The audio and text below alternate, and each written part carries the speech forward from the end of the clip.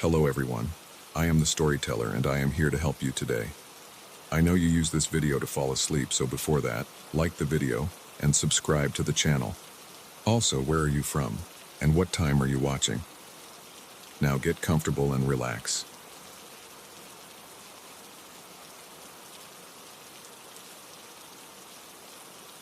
The hidden room in the baker's basement wasn't on any floor plan. It wasn't supposed to exist. But as I stood there, heart pounding, staring at the ajar door I'd just discovered, I knew my life was about to change forever. I'd been babysitting for the Bakers for months now. Their daughter, Lily, was a sweet kid, easy to look after. The house was in one of those affluent neighborhoods where the lawns are always perfect and the cars in the driveways cost more than my college tuition. I never thought much about the family beyond our brief interactions. Mr. Baker was always polite, if a bit distant. Mrs. Baker was warm and chatty. They seemed normal. Boring, even. But normal people don't have hidden rooms filled with surveillance photos and cryptic documents. It started as a typical Thursday night. I arrived at 7 p.m., just as Mr. Baker was heading out. He gave me the usual instructions. Bedtime at 8:30, snacks in the kitchen, call if I need anything. I nodded along, already thinking about the history paper I'd work on once Lily was asleep. The evening went smoothly. Lily and I played board games. Then I tucked her in and read her a story. By 9 p.m., the house was quiet.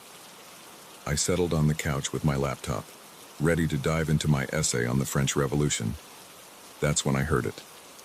A faint noise coming from the basement. At first, I thought it was just the house settling or the heating system kicking in, but it persisted, a soft mechanical whir that seemed out of place. I tried to ignore it, but curiosity got the better of me. Leaving my laptop on the couch, I made my way to the basement door. The noise grew louder as I descended the stairs, my hand trailing along the cool concrete wall. The basement was finished, with plush carpeting and recessed lighting. A large TV dominated one wall, surrounded by plush leather couches. A pool table stood in the corner. Everything screamed wealth and comfort. But the noise wasn't coming from any of that. It was emanating from behind a bookshelf tucked in the far corner. As I approached, I noticed something odd. A thin line of light peeking out from behind the shelf. My heart rate picked up. I ran my fingers along the edge of the bookcase, feeling for anything unusual. There, a small indentation. I pressed it, and the bookshelf swung open with a soft click. Behind it was a door, slightly ajar. The whirring noise was clear now, coming from within. I hesitated, my hand on the door handle. This was wrong. I shouldn't be here, shouldn't be snooping. But my curiosity overwhelmed my better judgment. I pushed the door open. The room beyond was small, maybe 10 by 10 feet. The walls were lined with computer monitors, each displaying a different feed. I recognized some of the locations: the Baker's front yard, their kitchen, even Lily's bedroom. Others showed places I didn't know: office buildings, parking lots, the interiors of what looked like other homes. In the center of the room stood a desk, its surface covered in papers and photographs. A sleek laptop sat open, lines of code scrolling across its screen. This was the source of the whirring, its fan working overtime. My breath caught in my throat as I approached the desk. The photos were a mix of surveillance shots and more personal images. I recognized Mr. Baker in many of them, but he looked different, harder. In some, he was speaking with men in suits. In others, he was handling what looked like large sums of cash. The documents were even more disturbing. Financial records, transcripts of phone conversations, detailed schedules of people's daily routines. None of it made sense, but the pit in my stomach told me it was nothing good. I picked up one of the photos, my hands shaking. It showed Mr. Baker shaking hands with a man whose face I'd seen on the news. A businessman who'd been arrested last year for fraud and money laundering. The sound of a car door slamming made me jump. I dropped the photo, my heart leaping into my throat. Footsteps on the front porch. keys jingling in the lock. They were home early. Panic surged through me. I had to get out of here, had to pretend I'd never seen any of this. I rushed out of the hidden room, pulling the door shut behind me. The bookshelf swung back into place with a soft thud. I raced up the stairs, taking them two at a time. I could hear voices now, Mr. and Mrs. Baker in the foyer. I burst into the living room, diving for the couch where I'd left my laptop. The front door opened just as I settled into position, my computer on my lap, trying to look as if I'd been there all along. My heart was pounding so hard I was sure they'd hear it. "Oh, hello there," Mrs. Baker's voice rang out, cheerful as ever. "How was Lily?" I looked up, forcing a smile. "She was great," I said, proud of how steady my voice sounded. "Went to bed without any fuss." Mr. Baker nodded, hanging up his coat. His eyes met mine, and for a moment, I thought I saw something there, a flicker of suspicion, perhaps. But it was gone so quickly I might have imagined it. "Thanks for staying late," he said. "We got caught up at the charity event." I nodded, gathering my things. Every movement felt exaggerated, as if my body was screaming out my guilt. "No problem at all," I managed. "I got some studying done." As I made my way to the door, Mrs. Baker handed me my payment, a crisp $100 bill. "See you next week?" she asked. I hesitated for a fraction of a second. Could I come back here, knowing what I knew? But refusing would look suspicious. "Of course," I said, plastering on another smile. "Have a good night." The cool night air hit me as I stepped outside, and I gulped it down gratefully. My car was parked at the curb, and I forced myself to walk to it at a normal pace. "Don't run," I told myself. "Act natural." Once inside, I locked the doors and sat there, hands gripping the steering wheel. My mind was racing, trying to process what I'd seen. Who were the Bakers, really? What was Mr. Baker involved in? I started the engine, desperate to put distance between myself and that house. As I pulled away from the curb, I glanced in my rearview mirror. Mr. Baker stood in the doorway watching me leave. The porch light cast shadows across his face, making him look sinister and unfamiliar. I drove home on autopilot, my thoughts a chaotic whirl. What was I supposed to do with this information? Go to the police. But with what evidence? I had nothing but my word, and who would believe a college student babysitter over a respected businessman? When I got home, I double-checked all the locks on my apartment door. I knew I was being paranoid, but I couldn't shake the feeling of being watched. I sat on my bed, hugging my knees to my chest, and tried to think rationally. Maybe there was an innocent explanation. Maybe Mr. Baker was some kind of private investigator, and this was all for a case. But deep down, I knew that wasn't true.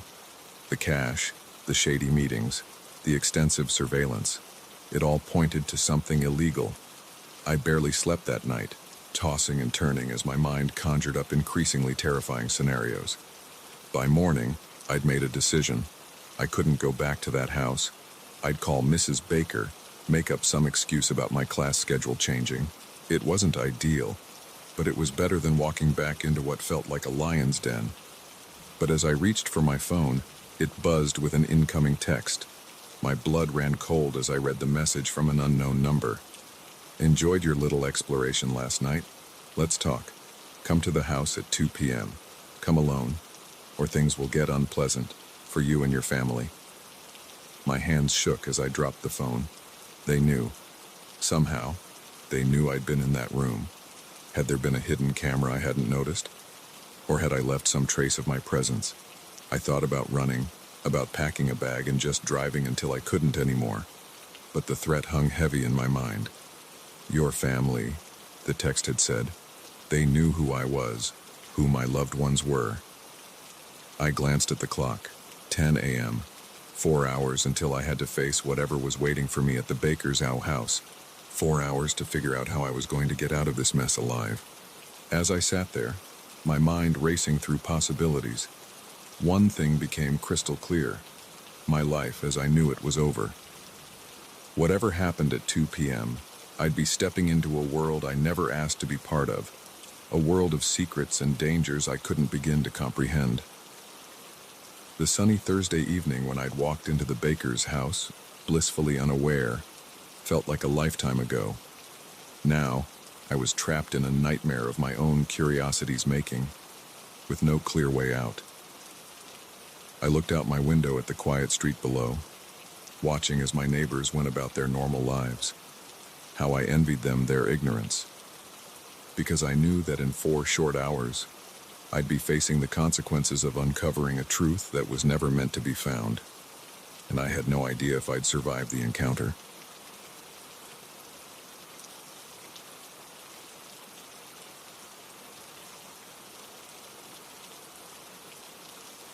The moonlight filtered through the dense canopy, casting eerie shadows across the forest floor. I never expected my routine night patrol to turn into a fight for survival. But as I crouched behind a fallen oak, my hand trembling on my radio, I realized this night would change everything. My name's Jack, and I've been a park ranger at Whispering Pines National Park for the better part of a decade. I thought I knew these woods like the back of my hand. Turns out, I didn't know them nearly as well as I thought. It was a cool autumn night, the kind where your breath fogs in front of you and the crunch of leaves underfoot seems to echo for miles. I'd been on edge lately. We'd found several mutilated animal carcasses in the past week, clear signs of poaching, but catching poachers in the act, that was like finding a needle in a haystack. I'd been walking my usual route for about an hour when I first heard it. A low murmur of voices, barely audible over the ambient sounds of the forest. I froze, straining my ears. There it was again. Definitely human voices, and definitely not lost hikers at this hour. My heart rate picked up as I slowly moved towards the sound, keeping low and using the underbrush for cover. As I got closer, I could make out more details. Multiple male voices, speaking in hushed but excited tones. The metallic click of what could only be firearms being handled. I crept to the edge of a small clearing, and that's when I saw them. 5 men, dressed in camo, gathered around the carcass of what looked like a young elk. High-powered rifles leaned against nearby trees, and I could see the glint of hunting knives in the moonlight. My stomach churned. This wasn't just opportunistic poaching. This was an organized operation. I reached for my radio, intending to call for backup, but hesitated. We were understaffed as it was, and the nearest other ranger was at least an hour away. By the time help arrived, these guys would be long gone. I had to do something now. Taking a deep breath, I stepped into the clearing, my hand on my sidearm. "Gentlemen," I called out, trying to keep my voice steady. "I'm going to have to ask you to put down your weapons and put your hands where I can see them." For a moment, everything was still. Then all hell broke loose. 2 of the men immediately grabbed for their rifles. Another lunged for me, a knife glinting in his hand. I managed to sidestep him, drawing my gun in one fluid motion. "Stop right there!" I shouted, my voice echoing through the trees. I said, "Drop your weapons." The man with the knife hesitated, but the others were undeterred. One of them, a burly guy with a thick beard, leveled his rifle at me. "You're outnumbered, Ranger," he growled. "Walk away now and we'll forget this ever happened." I stood my ground, my gun trained on him, acutely aware of how outmatched I was. "Can't do that," I said. "You boys are coming with me." The bearded man's eyes narrowed. "Have it your way," he said, and fired. The shot went wide, splintering the trunk of a tree just inches from my head. I dove for cover behind a large boulder, my heart pounding in my ears. This was bad. This was very, very bad. I could hear them spreading out, trying to flank me. I risked a glance around the edge of the boulder and barely pulled back in time as another shot ricocheted off the rock face. "Come on out, Ranger," one of them called. "We just want to talk." Yeah, right. I knew full well that if I showed myself, I was as good as dead. These men had too much to lose to leave any witnesses. I fumbled for my radio, keeping my gun trained on the direction of their voices. "This is Ranger Collins," I whispered urgently. "I need immediate backup at Sector 7. Armed poachers, shots fired. I repeat, shots fired. Static was my only reply. Either we were too deep in the woods for a signal, or they were jamming communications somehow. Either way, I was on my own. A twig snapped to my left and I whirled, firing off a warning shot. "Stay back," I shouted. "Next one won't miss." Laughter echoed through the trees. How big words for a man hiding behind a rock, one of them taunted. I gritted my teeth, trying to think. I couldn't stay here forever, but making a run for it would be suicide. I needed a plan. My eyes fell on the elk carcass, still lying in the middle of the clearing. An idea began to form. It was risky, but it might be my only chance. Keeping low, I shrugged off my jacket and stuffed it with leaves and underbrush. It wasn't much, but in the dark, it might pass for a human form, at least long enough to serve as a distraction. "All right," I called out, trying to sound defeated. "I'm coming out. Don't shoot." I heard them shuffling, readying their weapons. Slowly, I raised my makeshift dummy above the boulder with one hand, while I stayed hidden. "Hands where we can see them." One of them barked. I lifted the dummy higher, then suddenly flung it to the side. As I'd hoped, they took the bait. Multiple shots rang out, shredding my jacket. In that moment of confusion, I sprang into action. I sprinted for the elk carcass, diving behind it, just as they realized their mistake. Bullets whizzed overhead, but the bulk of the animal provided better cover than the boulder had. Now for phase 2 of my desperate plan. I took aim at the elk's bloated stomach and fired. The carcass burst open, releasing a stench so foul it made my eyes water. I heard retching and cursing from the poachers. Using the distraction, I made a break for the tree line. I crashed through the underbrush, branches whipping at my face as I ran. I could hear them behind me, but the head start and the nauseating smell had given me an advantage. I ran like I'd never run before, zigging and zagging through the trees. My lungs burned and my legs ached, but I didn't dare slow down. I knew these woods, but so did they. My only hope was to make it back to my Jeep before they caught up. After what felt like hours, but was probably only minutes, I burst out of the tree line onto the narrow dirt road where I'd parked. My Jeep sat there, a beautiful sight in the moonlight. Just as I reached for the door handle, a shot rang out. Pain exploded in my left arm and I stumbled. Crying out, I turned to see the bearded man emerging from the woods, his rifle trained on me.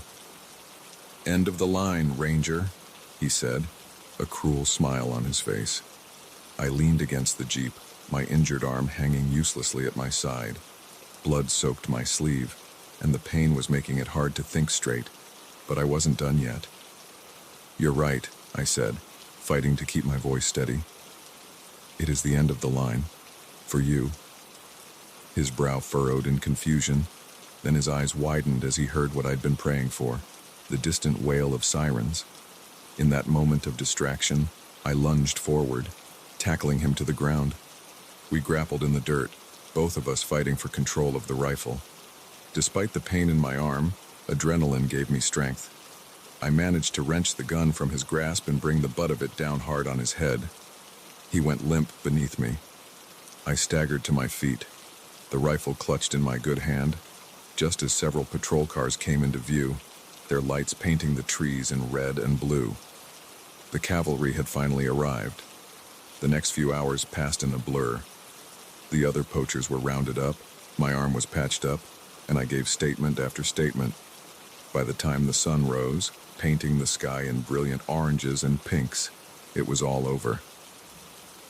As I sat on the tailgate of an ambulance, a shock blanket draped over my shoulders, my boss approached. He looked at me with a mixture of pride and concern.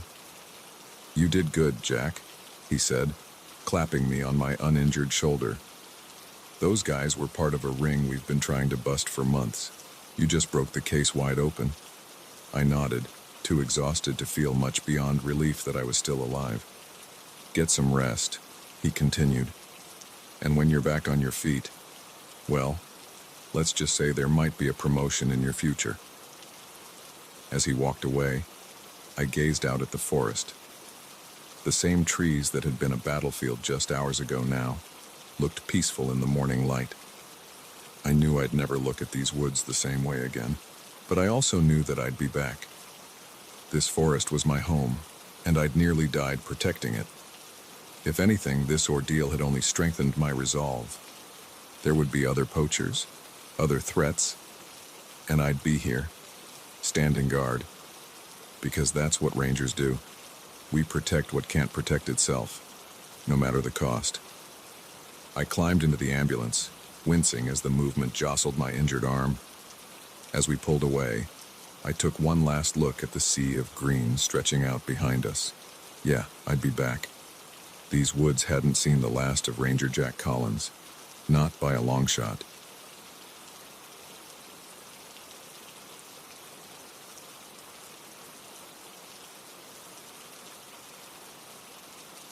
The moment I clasped the vintage necklace around my neck, I had no idea I was putting a target on my back.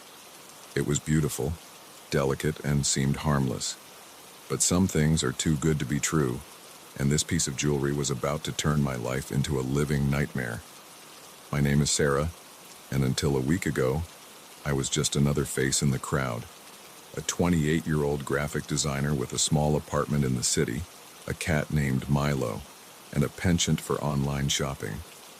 That's how this all started, with a late-night scrolling session and a seemingly innocent purchase. I'd been browsing a local buy-and-sell website, looking for unique accessories to spruce up my wardrobe. That's when I saw it. A stunning Art Deco necklace with an intricate silver pendant and a deep blue stone that seemed to catch the light in the photograph. The seller, Karen, had listed it at a surprisingly reasonable price. Without a second thought, I clicked Buy Now. Karen and I arranged to meet at a local cafe the next day. She seemed nice enough. Mid-30s, friendly smile, nothing out of the ordinary. We chatted over coffee as she handed me the necklace. "It's been in my family for years," she said, a hint of something I couldn't quite place in her voice. Sadness? Relief? "I hope you'll treasure it as much as we have." I assured her I would, paid for the necklace, and we parted ways. As I walked home, I couldn't resist putting it on. The weight of it against my collarbone felt right, like it belonged there. That night, I wore it to a friend's birthday dinner. The compliments came rolling in, and I basked in the attention. It wasn't until I was walking home, the streets quiet and dark, that I first felt it, the sensation of being watched. I quickened my pace, glancing over my shoulder. Nothing but shadows and streetlights. Still, I couldn't shake the feeling. By the time I reached my apartment building, I was almost running. I double-checked the locks that night before going to bed. Milo curled up at my feet. I chalked it up to too much wine and an overactive imagination. The next morning, everything seemed normal. I got ready for work, absent-mindedly putting on the necklace again. It really did go with everything. It was lunchtime when things started to get weird. I was at my desk, scrolling through my phone, when a text from an unknown number popped up. "Nice necklace. It suits you." I froze, my sandwich halfway to my mouth. I looked around the office, but everyone was engrossed in their own work. With shaking fingers, I typed back, "Who is this?" The reply came almost instantly, "A friend, for now." I put my phone down, my appetite gone. It had to be a mistake, a wrong number. But the pit in my stomach told me otherwise. That evening, I couldn't concentrate on anything. I kept touching the necklace and wondering if I should take it off. But that was crazy, right? It was just a necklace. I was being paranoid. I was about to go to bed when I heard it, a soft scratching at my front door. Milo's ears perked up, and he let out a low growl. "Hello," I called out, my voice sounding small in the quiet apartment. No answer, but the scratching continued. I approached the door on tiptoe, heart pounding. The peephole showed an empty hallway. I don't know what possessed me to do it, but I opened the door. There, on the welcome mat, was a single red rose and a note. "It belonged to me first. I'll be coming for it." I slammed the door shut, locked it, and slid down to the floor, my back against the wood. Milo came over, butting his head against my hand. I scratched his ears absently, my mind racing. What had Karen gotten me into? I barely slept that night, jumping at every sound. By morning, I had convinced myself I was overreacting.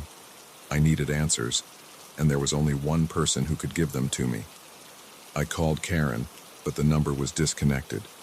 Frustrated, I decided to go to the cafe where we'd met, hoping the staff might remember her or have some information. As I approached the cafe, I saw her, Karen, sitting at an outside table, looking nervous. Relief flooded through me. Finally, some answers. "Karen," I called out, quickening my pace. She looked up, her eyes widening in fear.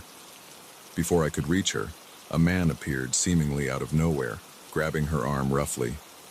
"Inside, now," he growled, loud enough for me to hear. They disappeared into the cafe just as I reached the table. I burst through the door after them, but they were gone. The barista looked at me quizzically. "The couple that just came in," I panted. "Where did they go?" He shrugged. "Didn't see anyone come in, miss, but I knew what I saw." Shaken, I left the cafe, my hand instinctively going to the necklace. What had I gotten myself into? Over the next few days, the incidents escalated. More texts from unknown numbers. Unmarked packages left at my door containing old photographs of the necklace on different women. A man in a dark coat following me home from work.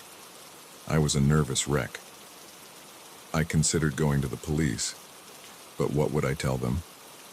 That I was being stalked because of a necklace I bought online. They'd laugh me out of the station. I tried to distract myself with work, but I couldn't focus. My colleagues noticed, asking if I was okay. I brushed off their concerns with vague excuses about not sleeping well. It was Friday night when everything came to a head. I was working late, trying to catch up on projects I'd fallen behind on. The office was empty.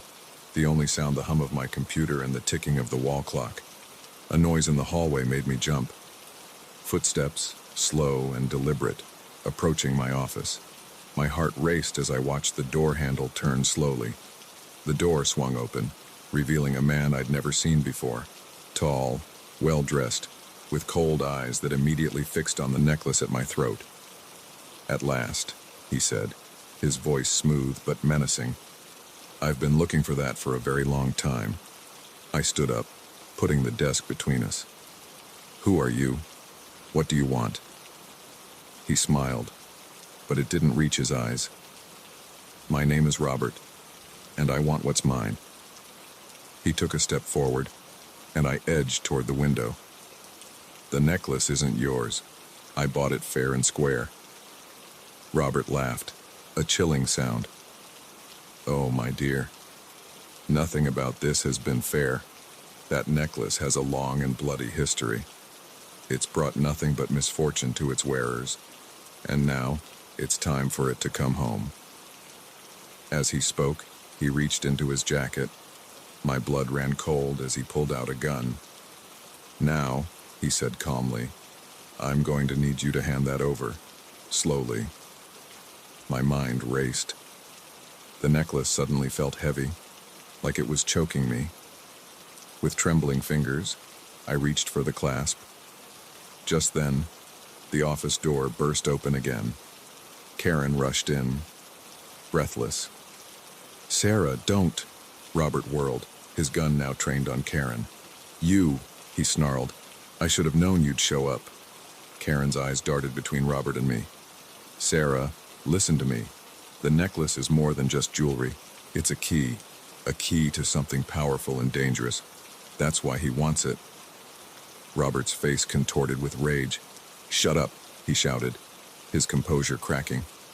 In that moment of distraction, I acted on instinct. I grabbed the heavy paperweight from my desk and hurled it at Robert. It struck his hand, sending the gun clattering to the floor. Karen lunged for the weapon while I ran for the door. I could hear them struggling behind me as I raced down the hallway to the stairs. My feet pounded against the steps as I descended, my breath coming in ragged gasps. I burst out of the building into the cool night air, not daring to look back. I ran without direction, just needing to put distance between myself and what I'd left behind. After what felt like hours but was probably only minutes, I found myself in a small park. I collapsed onto a bench, my hand going to the necklace. I wanted nothing more than to rip it off and throw it away, but something stopped me. Karen's words echoed in my mind, a key to something powerful and dangerous. As my breathing slowed, I heard footsteps approaching. I tensed, ready to run again, but it was Karen who emerged from the shadows looking disheveled but unharmed. "It's okay," she said, holding up her hands. "He's gone. For now." I sagged with relief. "What's going on, Karen? What is this thing?" I touched the necklace. She sat down beside me with a heavy sigh. "It's a long story, one that goes back centuries. That necklace, it's not just a piece of jewelry. It's a key to an ancient vault, hidden somewhere in this city. A vault that contains artifacts of immense power." I stared at her, trying to process this information. "And Robert? He's part of an organization that's been searching for the key for generations. They'll stop at nothing to get it." I shook my head, overwhelmed. "Why me? Why did you sell it to me?" Karen looked at me, her eyes sad. "I thought I could hide it in plain sight. I'm sorry, Sarah. I never meant for you to get caught up in this." We sat in silence for a moment, the weight of her words settling over us. Finally, I stood up. "So what do we do now?" Karen stood too, a determined look on her face. "Now, we find the vault before they do, and we make sure whatever's inside never falls into the wrong hands." As we walked out of the park, the necklace seemed to pulse against my skin, as if alive with possibility. I realized that my life had changed irrevocably. The normal, mundane existence I'd known was gone. In its place was a world of secrets, danger, and untold power. And somehow, I was now at the center of it all because of a necklace I'd bought on a whim. Life's funny like that sometimes. One small decision, and suddenly you're in the middle of a centuries-old conflict, with the fate of powerful artifacts resting on your shoulders. But as terrifying as it was, a small part of me was exhilarated. For the first time in my life, I felt like I was part of something bigger than myself. And so, with Karen by my side and a target on my back, I stepped into the night, ready to face whatever came next. After all, I had a vault to find.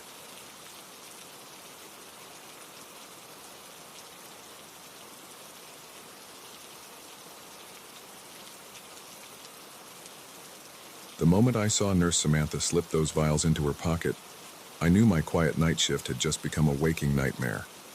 What I didn't know was that it would be the longest night of my life, and I might not make it to morning. My name's Mike, and I've been working as a janitor at St. Andrew's Hospital for almost a year now. Night shift isn't glamorous, but it pays the bills and keeps me out of trouble. Or at least, it used to. It was just past 3 a.m., that dead time of night when even the hospital seems to hold its breath. I was making my usual rounds, mop in hand, nodding to the occasional nurse or orderly. The smell of disinfectant hung in the air, mixing with the underlying scent of sickness that never quite goes away in places like this. I just turned the corner onto the 3rd floor when I saw her. Nurse Samantha, a big woman with a reputation for being tough as nails, was standing by the supply closet. Nothing unusual there except for the way she kept glancing over her shoulder, her movements jerky and nervous. Curiosity got the better of me. I hung back, pretending to be very interested in a particularly stubborn floor stain. From the corner of my eye, I watched as Samantha fumbled with the closet lock, slipped inside, and emerged moments later with her hands suspiciously full. My heart skipped a beat as I saw her quickly pocket several vials of what I was pretty sure weren't aspirin. I'd seen enough TV to know what was going on here. But seeing it in real life, that was something else entirely. I must have made a noise. Or maybe she just sensed she was being watched. Samantha's head snapped up, her eyes locking with mine. For a moment, we just stared at each other, the truth of what I'd witnessed hanging between us like a live wire. Then she smiled, and my blood ran cold. "Mike, isn't it?"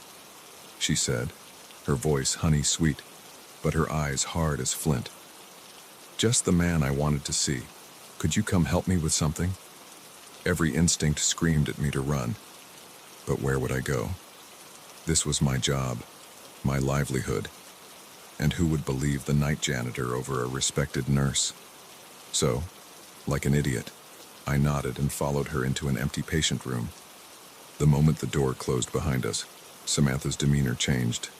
The sweet smile vanished, replaced by a snarl that made her look more animal than human.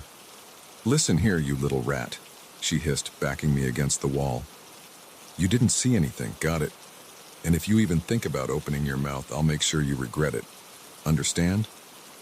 I nodded frantically, my heart pounding so hard I was sure she could hear it. "Yes, I understand. I didn't see nothing." She studied me for a moment, then stepped back, smoothing her scrubs. "Good.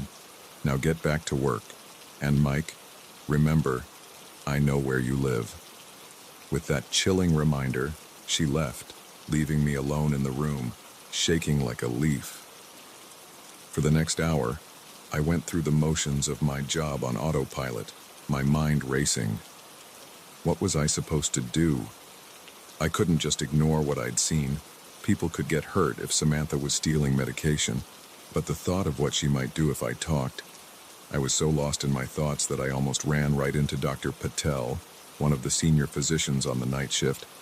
He steadied me with a hand on my shoulder, his brow furrowing with concern. "Are you all right, Mike? You look like you've seen a ghost." I opened my mouth, ready to spill everything, but Samantha's threat echoed in my mind. Instead, I mumbled something about not feeling well and hurried past him. As I turned the corner, I caught a glimpse of Samantha watching me from the nurse's station, her eyes narrowed suspiciously. I quickened my pace, feeling her gaze boring into my back. The rest of the night was a game of cat and mouse.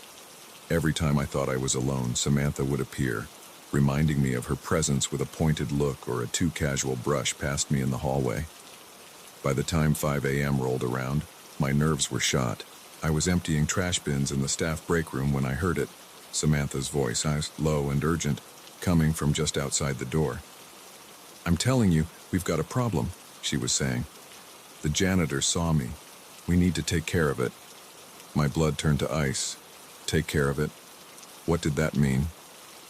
A male voice responded, too quiet for me to make out the words. Then Samantha again. "No, we can't wait. It has to be tonight, before he has a chance to talk." I looked around frantically, searching for a way out, but the only exit was the door they were standing in front of. I was trapped. The voices moved away, and I sagged against the wall, my mind reeling. This was no longer about stolen medication. They were talking about silencing me, permanently. I had to get out of there, had to tell someone what was going on. But who? The police? Hospital security? Would anyone believe me? Taking a deep breath, I steeled myself and peeked out into the hallway. It was clear, now or never. I made my way to the elevator as casually as I could, fighting the urge to break into a run. Just as the doors were about to close, a hand shot out, stopping them. My heart sank as Samantha stepped in, followed by a burly orderly I'd seen around but never spoken to. "Going down, Mike?" Samantha asked, her tone conversational but her eyes cold. I nodded, not trusting myself to speak. The elevator began its descent, the tension in the small space so thick I could barely breathe. At the second floor, Samantha turned to me. "Oh, Mike, I just remembered. Could you help us with something in the basement? Won't take but a minute." It wasn't a request. The orderly's hand on my shoulder made that clear. As we exited the elevator into the dimly lit basement, I knew with horrifying certainty that if I went with them, I wouldn't be coming back up. In that moment, survival instinct took over. I shoved the orderly as hard as I could, sending him stumbling into Samantha. Then I ran. I could hear them shouting behind me as I tore through the basement, dodging around storage shelves and equipment. I had no plan, no destination in mind beyond the way. I burst through a fire exit, setting off alarms that pierced the pre-dawn quiet. The cool morning air hit me like a slap to the face as I emerged into the hospital's rear parking lot. Behind me, I could hear the fire door slam open again. "Get him!" Samantha's voice rang out. I ran faster than I ever had in my life, my lungs burning, my feet pounding against the asphalt. I had no idea where I was going, only that I couldn't stop. As I reached the street, a car screeched to a halt in front of me, nearly running me over. Dr. Patel leaned out of the driver's window, his eyes wide with shock. "Mike, what on earth?" "Please," I gasped, glancing over my shoulder to see Samantha and the orderly gaining on me. "Help me. They're trying to kill me." Maybe it was the desperation in my voice, or maybe he'd had his own suspicions about Samantha. Whatever the reason, Dr. Patel didn't hesitate. "Get in," he said, unlocking the doors. I dove into the passenger seat just as Samantha reached the car. Dr. Patel floored it, leaving her cursing in our wake. As we sped away from the hospital, words poured out of me in a frantic jumble. I told him everything, the stolen medication, the threats, the conversation I'd overheard. Dr. Patel listened silently, his knuckles white on the steering wheel. When I finished, he nodded grimly. "I've suspected something was going on for a while now," he said, "but I had no proof, until now." He pulled out his phone, keeping one hand on the wheel.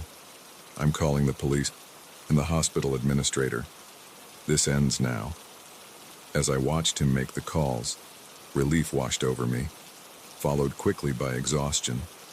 The adrenaline that had kept me going was fading, leaving me drained. "What happens now?" I asked as he hung up. Dr. Patel gave me a reassuring smile. "Now, we get you somewhere safe. The police will meet us, and you'll tell them everything you told me. Samantha and her accomplices won't get away with this." As the sun began to rise, painting the sky in shades of pink and gold, I felt a glimmer of hope. The night shift from hell was over, but a new day was dawning. A day where the truth would come out and justice would be served. I leaned back in the seat, closing my eyes for a moment. Who would have thought that a simple janitor like me would end up bringing down a drug ring?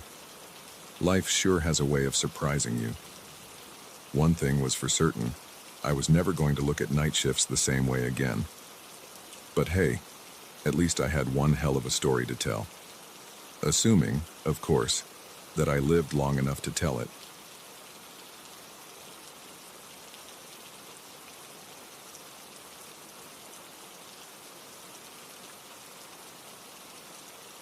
The crackling of our campfire was drowned out by the unmistakable sound of a shotgun being cocked. In that moment, I realized our peaceful camping trip had just become a fight for survival. My name's Alex, and what started as a weekend getaway with my closest friends turned into the most terrifying experience of our lives. Looking back, I still can't believe we made it out alive.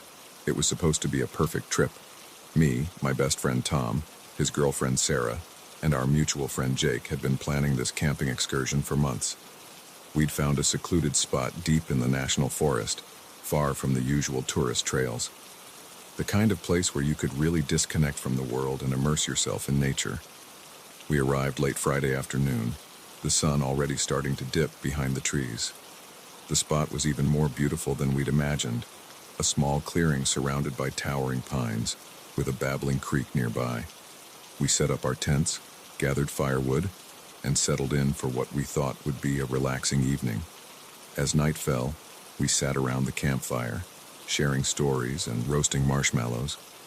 The stars came out, more brilliant than I'd ever seen them away from the city lights. It was exactly the escape we'd been hoping for. "Hey, did you guys hear that?" Sarah asked suddenly, her head tilted to one side. We all fell silent, straining our ears. "Bro," At first, I didn't hear anything beyond the usual nighttime forest sounds, the crackle of our fire, the chirping of crickets, the distant hoot of an owl. Then I heard it, a faint rustling, too deliberate to be the wind, the sound of footsteps trying to be quiet and not quite succeeding. Probably just an animal, Tom said, but his voice lacked conviction. Jake stood up, peering into the darkness beyond our campfire's glow. "Hello?" he called out. "Is someone there?" Silence. Then more rustling, closer this time. "Guys," Sarah whispered, her voice tight with fear, "I think we should—" She never got to finish that sentence. A figure burst into the clearing, then another, and another. Before we could react, we were surrounded by at least half a dozen men, all carrying weapons. Rifles, shotguns, even a crossbow. They looked like they'd raided a sporting goods store. "Well, well," drawled one of the men, clearly the leader. He was tall and lean, with a scraggly beard and cold eyes. "What do we have here? Looks like we've got ourselves some trespassers, boys." I stood up slowly, my hands raised in what I hoped was a non-threatening gesture. "Look, we don't want any trouble. If this is private property, we'll leave right away." The leader laughed, a harsh sound that sent chills down my spine. "Oh, it ain't about trespassing, city boy. It's about being in the wrong place at the wrong time." He nodded to two of his men who moved forward and started rifling through our belongings. I watched helplessly as they emptied our backpacks, pocketing anything of value. "Please," Sarah whimpered, "just take what you want and let us go." The leader's eyes narrowed as he looked at her, and I saw something in his gaze that made my blood run cold. "Oh, we'll take what we want, all right. But letting you go, now that's going to be a problem." Tom stepped in front of Sarah protectively. "What do you mean?" Instead of answering, the leader raised his shotgun and fired into the air. The blast echoed through the forest, and we all flinched. "It means," he said, lowering the gun to point at us, "that you folks know too much. Can't have you running back to civilization, telling tales about us." Realization dawned on me. These weren't just random thugs looking to rob some campers. This was something bigger, more organized. We'd stumbled into something we were never supposed to see. "On your knees," the leader barked. "Hands behind your heads." We complied, exchanging terrified glances. My mind raced, trying to think of a way out of this nightmare. But with guns trained on us from every direction, any move seemed suicidal. One of the men approached the leader, speaking in a low voice. I strained to hear what they were saying. "Military-grade stuff. Worth millions. Pick up tomorrow night." The leader nodded, then turned back to us with a sinister grin. "Looks like you kids get to live a little longer. We've got some business to take care of, and we need some, let's call it insurance." He pointed at Jake. "You, up. You're coming with us. The rest of you are staying right here with my friends. And if you so much as think about trying anything, well..." He left the threat unspoken, but the meaning was clear. Jake looked at us, panic in his eyes, as two of the men grabbed him and started dragging him away. I wanted to do something, to stop them, but the gun barrel pressed against the back of my head kept me rooted to the spot. As Jake disappeared into the darkness with half of our captors, the remaining men herded us into one of the tents. They zip-tied our hands behind our backs and our ankles together, then posted guards outside. Hours passed, each minute feeling like an eternity. We whispered amongst ourselves, trying to make sense of what was happening and figure out a plan. But with Jake gone and us trussed up like Thanksgiving turkeys, our options were limited. "We have to do something," Tom muttered, frustration evident in his voice. "We can't just sit here and wait for them to kill us." "But what can we do?" Sarah asked, her voice trembling. "They have guns. They took Jake. We don't even know where we are." I closed my eyes, trying to think. There had to be a way out of this. That's when I remembered my Swiss Army knife. I always kept it in my sock when camping, a habit born from too many times needing a tool and not having one handy. If I could just reach it. Guys, I whispered, I have an idea, but you need to create a distraction. I explained my plan quickly, aware that at any moment one of our captors could check on us. Tom and Sarah nodded, determination replacing fear in their eyes. Sarah started screaming, thrashing around as much as her bonds would allow. Help! Please! I can't breathe! We heard muffled cursing outside. Then the tent flap opened and one of the men stuck his head in. Shut up in there! Please, Tom pleaded, playing along. I think she's having a panic attack. She needs air. The man hesitated, clearly unsure of what to do. While his attention was on Tom and Sarah, I contorted myself, ignoring the pain as I managed to work the knife out of my sock and into my bound hands. Just as the man was about to call for backup, I freed myself. In one fluid motion, I launched myself at him, catching him off guard. We went down in a tangle of limbs, and I heard the sickening crunch as his head hit a rock. He went limp, and for a terrifying moment, I thought I'd killed him, but a faint groan told me he was just unconscious. I quickly freed Tom and Sarah, and we armed ourselves with rocks and sticks, pitiful weapons against guns, but better than nothing. We crept out of the tent, my heart pounding so loudly I was sure it would give us away. The other guard was a few yards away, his back to us as he peed against a tree. It was now or never. Tom moved first, bringing a heavy branch down on the man's head. He crumpled without a sound. We need to find Jake, Sarah whispered urgently. I nodded, but I knew our priority had to be getting help. We need to get to the road, find a phone. We can't take these guys on our own. Torn between the need to save our friend and the reality of our situation, we made the hardest decision of our lives. We ran. The forest was pitch black, branches whipping at our faces as we stumbled through the underbrush. Every snapping twig sounded like a gunshot. Every shadow looked like a pursuer. But we kept going, driven by pure adrenaline and the will to survive.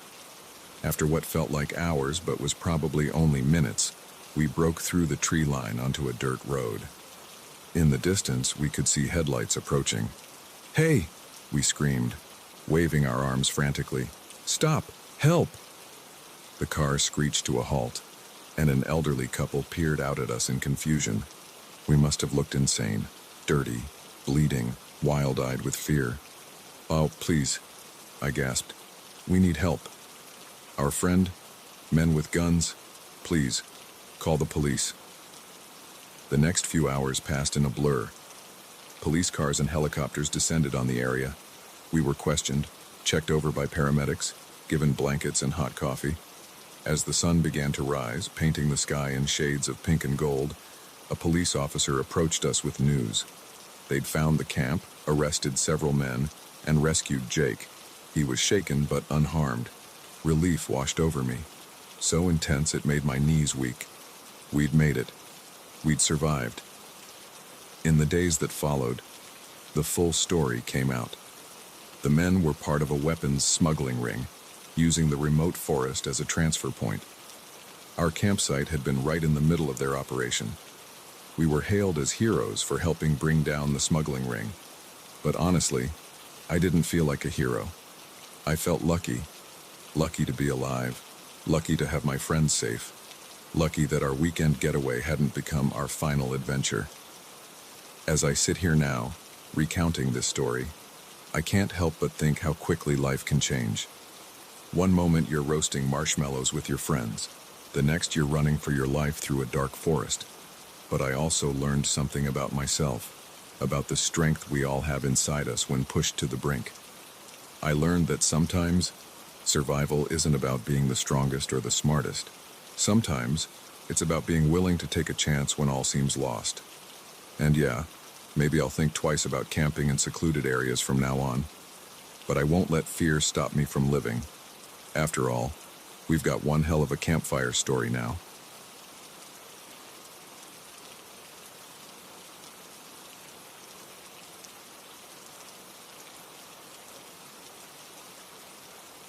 I never thought I'd be thankful for a broken coffee maker, but that faulty appliance saved my life. If it hadn't forced me to that little cafe on 3rd Street, I might never have escaped the man who nearly destroyed me. My name is Emily, and this is the story of how I fell in love with a monster and how I clawed my way back to freedom. It started on a Tuesday. My ancient coffee maker had finally given up the ghost, sputtering out its last bitter drops before dying with an ominous electrical smell. Caffeine-deprived and irritable, I ducked into the first cafe I saw on my way to work. That's where I met Mark. He was ahead of me in line, tall and broad-shouldered with a smile that lit up his whole face. When the barista called out his order, a vanilla latte, he turned and caught me staring. "Sweet tooth," he said with a wink, holding up his drink. "My guilty pleasure." I laughed, charmed despite myself. No judgment here. I'm about to order the sugariest thing on the menu. We got to talking, and before I knew it, he'd convinced me to sit with him for a few minutes. Those few minutes turned into an hour, and I ended up being late for work. But I didn't care. Mark was funny, smart, and attentive in a way that made me feel like the most interesting person in the world. As I finally rushed out, already planning how I'd explain my tardiness to my boss, Mark caught my hand. "Can I see you again?" he asked, those blue eyes sparkling with hope. I didn't even hesitate. Absolutely. Looking back, I wonder if things would have been different if I'd said no. If I'd just gotten my coffee and gone to work like any other day. But I can't change the past. I can only learn from it. Our first date was perfect. Mark took me to a little Italian restaurant, tucked away on a side street I'd never noticed before. He ordered wine, pulled out my chair, and listened intently to every word I said. By the time dessert came around, I was already half in love. The next few weeks were a whirlwind. Mark was attentive, calling and texting regularly. He surprised me with flowers at work, planned romantic picnics, and always seemed to know just what to say to make me smile. My friends were thrilled for me. "He sounds amazing," my best friend Sarah gushed over brunch. "You deserve this, Em, after everything with Jake." She trailed off, but I knew what she meant. My ex, Jake, had been a nightmare, controlling, jealous, and eventually abusive. It had taken me months to break free from that relationship. Mark was like a breath of fresh air after being underwater for so long, or so I thought. The first red flag was so small, I almost missed it. We were out at a bar with some of Mark's friends, and I was chatting with one of the guys about a book we'd both read. Mark came over, sliding his arm around my waist. His grip was a little too tight, his smile a little too forced. "Having fun?" he asked, but his eyes were cold. Later that night, he exploded. "What the hell was that?" he demanded as soon as we were alone. "Flirting with Tom right in front of me." I was stunned. "Flirting? Mark, we were just talking about a book." But he wouldn't hear it. He ranted for what felt like hours, accusing me of disrespecting him, of trying to make him jealous. By the end of it, I was in tears, apologizing for something I hadn't even done. The next morning, he was all apologies. "I'm so sorry, baby," he said, bringing me breakfast in bed. "I don't know what came over me. I just care about you so much. The thought of losing you scares me." I forgave him, of course. After all, everyone has bad moments, right? But that was just the beginning. Slowly, almost imperceptibly, Mark began to change. Or maybe the mask just started to slip. He wanted to know where I was all the time, who I was with, what I was wearing. He'd show up unannounced at my workplace, claiming he just wanted to surprise me. He insisted I share my phone's location with him, for safety. My world began to shrink. I saw my friends less and less. Mark always had a reason why we couldn't go out, why we should stay in just the two of us. When I did see them, he'd blow up my phone with texts and calls. "I just miss you," he'd say when I confronted him about it. "Is it so wrong to want to talk to my girlfriend?" I started to doubt myself. Maybe I was being too sensitive. Maybe this was just what love looked like. Then came the night that changed everything. We were at his place, having dinner. I mentioned that a coworker had invited me to a concert that weekend. Mark's face darkened. "Who's this coworker?" he demanded. "Just a friend," I said, my stomach already knotting with anxiety. "His name's Alex. He had an extra ticket and—" I didn't get to finish. Mark's fist came down on the table so hard that glasses toppled over, spilling red wine across the white tablecloth like blood. "His," Mark roared. "You're going out with another man?" "It's not like that," I protested, my voice small. "It's just a concert. There'll be a whole group of us." But Mark was beyond reason. He advanced on me, his face twisted with rage. For the first time, I was truly afraid of him. "You're not going," he snarled. "You're mine, Emily. Do you understand? Mine." He grabbed my arm, his fingers digging in painfully. I cried out, trying to pull away, but his grip was like iron. "Mark, you're hurting me." Something in my voice must have gotten through to him. He let go abruptly, stumbling back. Horror flashed across his face, quickly replaced by remorse. "Oh God, Emily, I'm so sorry," he stammered. "I didn't mean to. I would never hurt you. You know that, right?" But I did know. In that moment, I saw Mark clearly for the first time. This wasn't love. This was control, manipulation, abuse, and it would only get worse. "I have to go," I said, grabbing my purse with shaking hands. Mark tried to stop me, alternating between apologies and accusations, but I pushed past him. I ran out of his apartment, down the stairs, and into the cool night air. I didn't stop running until I reached Sarah's apartment. She opened the door, took one look at my tear-stained face, and pulled me into a hug. "Oh, Em," she whispered. "What did he do?" That night, as I poured out the whole story to Sarah, I felt the fog lifting. How had I not seen it before? The isolation, the jealousy, the control. It was Jake all over again, just in a different package. "You can't go back," Sarah said firmly. "He's dangerous, Em." I knew she was right, but I also knew it wouldn't be that easy. The next few weeks were hell. Mark called and texted constantly. He showed up at my work, my apartment, even Sarah's place. Each time, he swung between desperate pleas for forgiveness and veiled threats. "You'll never find anyone who loves you like I do," he'd say. "You're making a big mistake. You'll regret this." I changed my number, my email, even moved to a new apartment. But still, he found ways to reach me. It all came to a head one rainy night. I was walking home from the subway when I saw him. Mark was leaning against my building, his eyes locked on me. My blood ran cold. "Emily," he called out, his voice deceptively gentle. "We need to talk." I turned and ran. I could hear his footsteps behind me, getting closer. Rain lashed at my face as I sprinted down the street, my heart pounding in my ears. I ducked into an all-night diner, breathless and soaked. The waitress took one look at my face and ushered me to a booth in the back. "You okay, honey?" she asked, concern etched on her weathered face. I shook my head, tears mixing with raindrops on my cheeks. "There's a man. He's following me. He won't leave me alone." Understanding dawned in her eyes. She nodded once, then turned to the cook. "Call the cops and Joe. We've got a situation." When the police arrived, I told them everything. About the emotional abuse, the control, the stalking. They took my statement, promised to pick Mark up for questioning. As I sat there, wrapped in a blanket the kind waitress had given me, I felt something I hadn't felt in months. Hope. The road to recovery wasn't easy.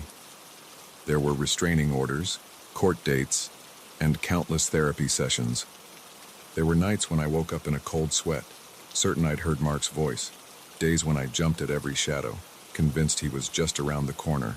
But slowly, surely, I began to heal. I reconnected with friends, threw myself into work, and started to rediscover who I was without the shadow of Mark looming over me. Now, As I sit here in that same cafe where it all began, I can't help but reflect on how far I've come.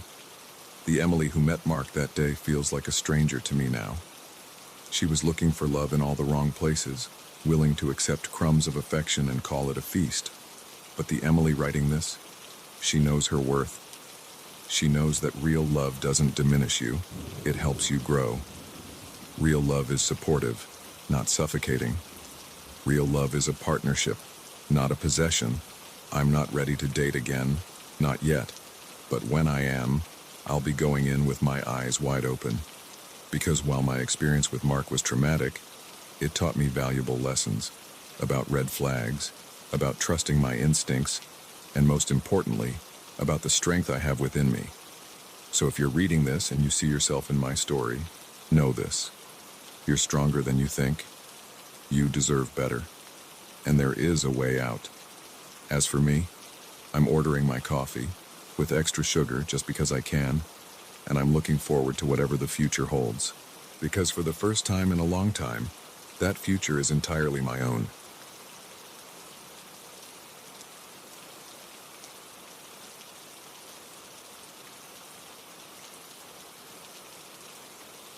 The neon and open sign flickered ominously as I flipped it off, not knowing that in just a few hours, I'd be fighting for my life in this godforsaken gas station. My name's Jack, and this is the story of the night shift that nearly killed me. I'd been working at Pete's Gas and Go for about 6 months. It wasn't glamorous, but the night shift paid better, and it gave me time to study for my college classes during the slow hours. Plus, in a small town like ours, night shifts were usually quiet. Usually. It was a Tuesday night, well, Wednesday morning really, about 2 a.m. I'd just finished restocking the coolers and was settling in behind the counter with my biology textbook when I heard the rumble of an engine outside. I glanced up at the security mirror, expecting to see some bleary-eyed traveler stopping for a caffeine fix. Instead, I saw a beat-up van pull up to the pump furthest from the store. 3 men got out, and something about the way they moved set off alarm bells in my head. They were too alert for this time of night, their movements too purposeful. I watched as 2 of them started to fill up the van while the third headed towards the store. As he got closer, I could see he was a big guy, easily 6'4" and built like a linebacker. The bell above the door chimed as he entered. Up close, he looked even more intimidating. A jagged scar ran from his left eye to his chin, and his eyes darted around the store, taking everything in. "Evening," I said, trying to keep my voice steady. "Can I help you find anything?" He turned those cold eyes on me, and I felt a chill run down my spine. "Just browsing," he grunted, then headed down one of the aisles. I kept one eye on him as he meandered through the store, picking up random items and putting them back. Something wasn't right. My hand inched towards the panic button under the counter, but I hesitated. What if I was overreacting? I didn't want to call the cops for no reason. The bell chimed again, and the other 2 men entered. They were smaller than their friend, but no less menacing. One had a tattoo of a snake coiling up his neck, while the other had a nervous energy about him, his eyes constantly moving. "Find everything okay?" I asked, my mouth dry. Snake Tattoo smiled, but it didn't reach his eyes. "Oh yeah, we found just what we needed." That's when I saw the gun tucked into his waistband. My heart started racing. This was really happening. We were in the middle of nowhere, at least an hour from the nearest town. No one was coming to save me. "Listen, fellas," I said, raising my hand slowly. "The register doesn't have much cash, maybe a couple $100. It's not worth—" "Shut up," Scarface growled, pulling out his own gun. "We're not here for the chump change in your register, kid. This is just a pit stop." Nervous guy locked the front door and pulled down the blinds. "How long?" he asked Scarface. "Hour, maybe 2, Scarface replied. "Enough time for our friend to patch himself up and for us to figure out our next move." That's when I noticed the dark stain on Snake Tattoo's shirt. Blood. These guys were on the run, and they were wounded. This was bad. This was very, Very bad. "All right, kid," Scarface said, turning back to me. "Here's how this is gonna go. You're gonna sit tight and keep your mouth shut. You play nice. Maybe you walk away from this. You try to be a hero." He let the threat hang in the air. I nodded, not trusting myself to speak. Scarface motioned to Nervous Guy, who came around the counter and zip-tied my hands behind my back. They marched me to the storeroom in the back, shoving me down onto an overturned milk crate. "Sit tight," Scarface said with a smirk. "We'll be checking on you." The door closed, leaving me alone in the dimly lit room. I could hear them moving around the store, talking in low voices. My mind raced, trying to think of a way out of this mess. I don't know how long I sat there, my hands going numb from the tight zip ties, listening to the muffled voices outside. It could have been minutes or hours. Time seems to lose all meaning when you're scared out of your mind. Suddenly, the door opened. It was Snake Tattoo, his shirt now off, revealing a crude bandage on his side. He was sweating, his eyes glassy with pain or fever. "Water," he grunted, nodding towards the cases of bottled water stacked against the wall. I stood up awkwardly, my bound hands making it difficult to keep my balance. "I can't exactly grab it for you," I said, turning slightly to show him my tied hands. He grunted again, then stepped forward to grab a bottle himself. As he did, he stumbled slightly, catching himself on the shelf.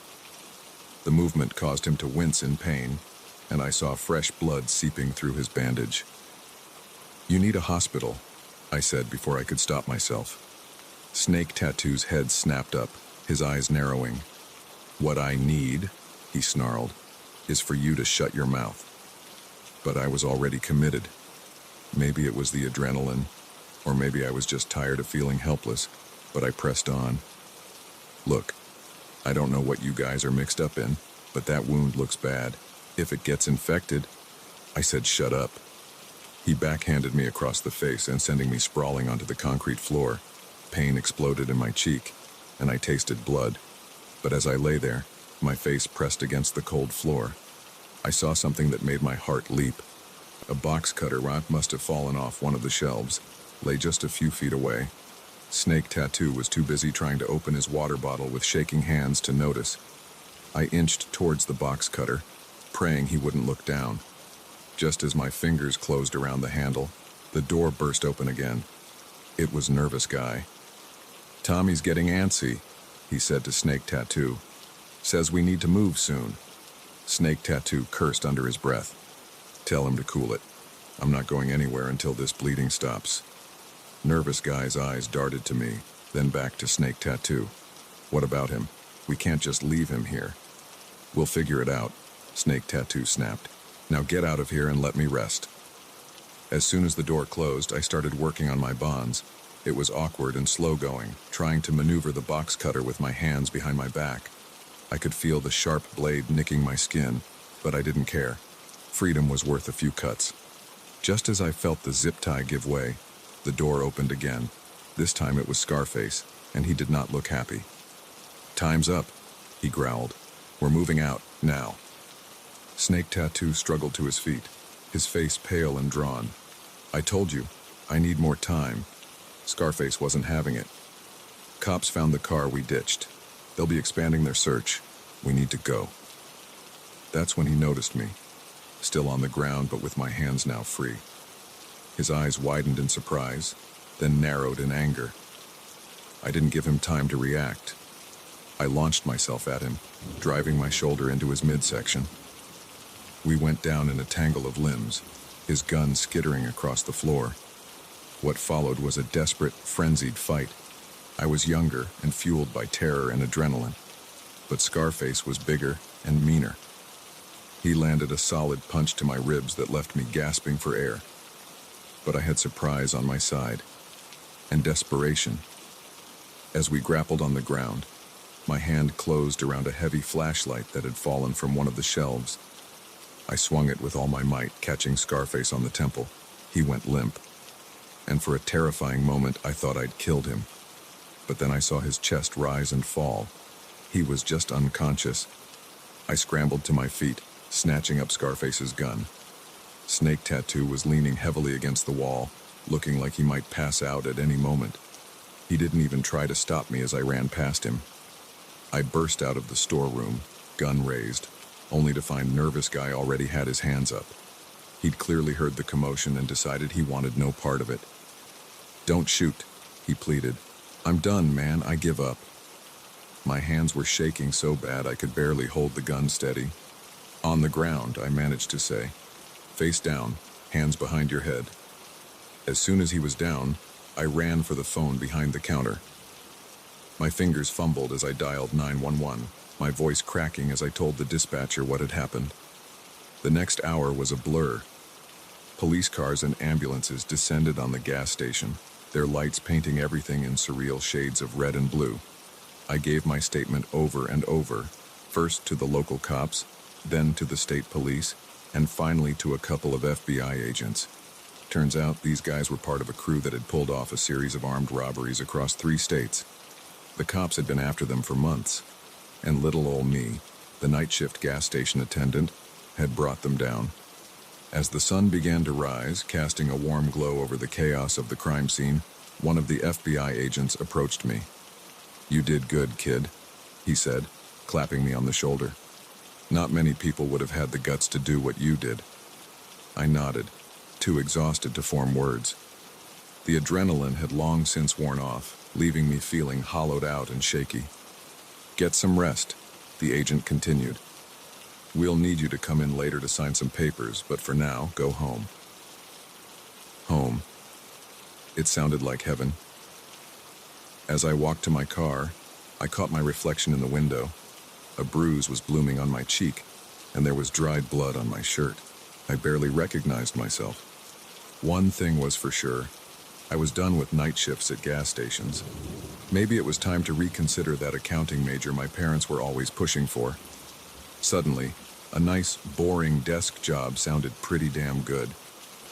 I climbed into my car and started the engine, casting one last look at the gas station that had nearly been the death of me. The open sign was still dark, and probably would be for a while. As I pulled out onto the empty highway, the rising sun warm on my face, I couldn't help but laugh. Who would have thought that a simple night shift could turn into the craziest night of my life? But hey, at least I had one hell of a story for my next class presentation. What I did on my summer vacation. Foiled an armed robbery and captured 3 fugitives. Yeah, that ought to get me an A.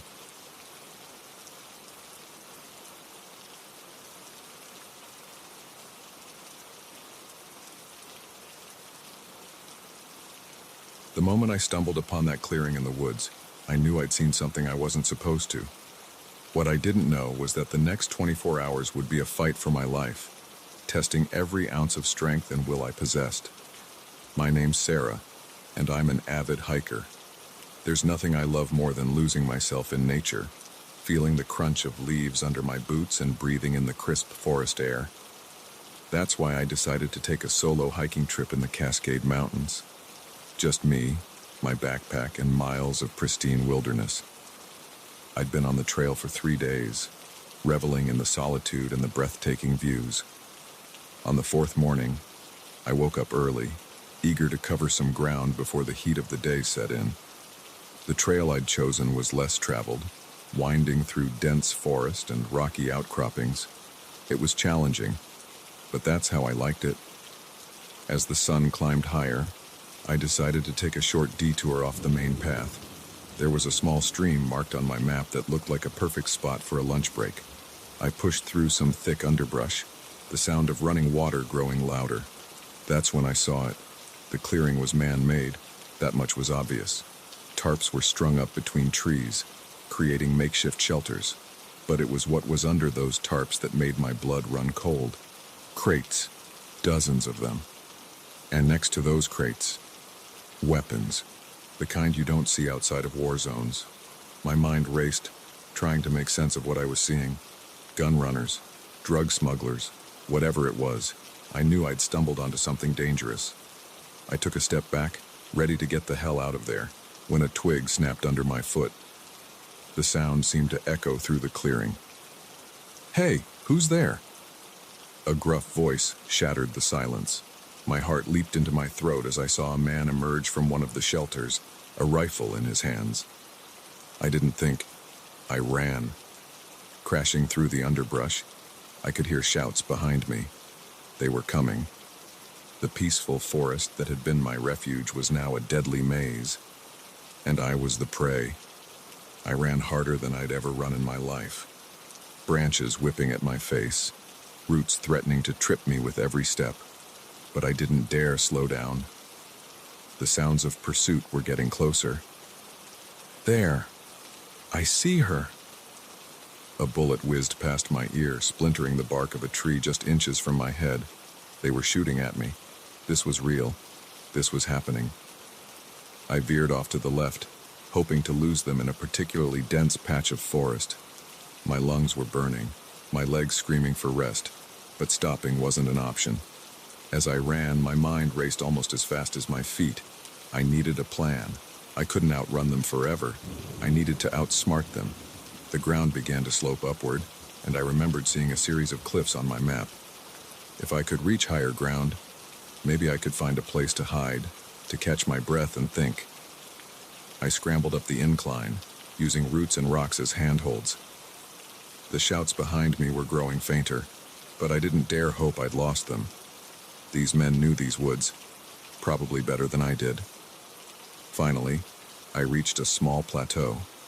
Gasping for air, I looked around frantically for somewhere to hide. That's when I saw it, a narrow crevice in the rock face, just big enough for a person to squeeze through. Without hesitation, I shimmied into the gap. It was a tight fit, the rough stone scraping against my skin, but I pushed on. The crevice opened up into a small cave, damp and dark but blessedly hidden. I slumped against the cool rock, trying to quiet my ragged breathing. Outside, I could hear my pursuers. Where'd she go? She can't have gotten far. Spread out and find her. I stayed perfectly still, hardly daring to breathe. Minutes ticked by like hours. I could hear them searching, their voices sometimes fading, sometimes growing alarmingly close. As the initial surge of adrenaline wore off, the reality of my situation began to sink in. I was trapped in a cave, being hunted by armed men, miles from any help. My phone had no signal this deep in the wilderness. No one knew exactly where I was or when to expect me back. I was on my own. As night fell, the temperature dropped. I huddled in my cave, shivering, straining my ears for any sound of my pursuers. They were still out there. I could hear them occasionally, their flashlight beams sweeping across the forest floor. I knew I couldn't stay in the cave forever. I needed to find a way out of these woods, to get to safety and alert the authorities. But how? As I sat there, my mind racing through possibilities, I remembered something from my many hiking trips. Search and rescue often used rivers as landmarks. If I could find the stream I'd been looking for earlier, I might be able to follow it out of the forest. It was risky.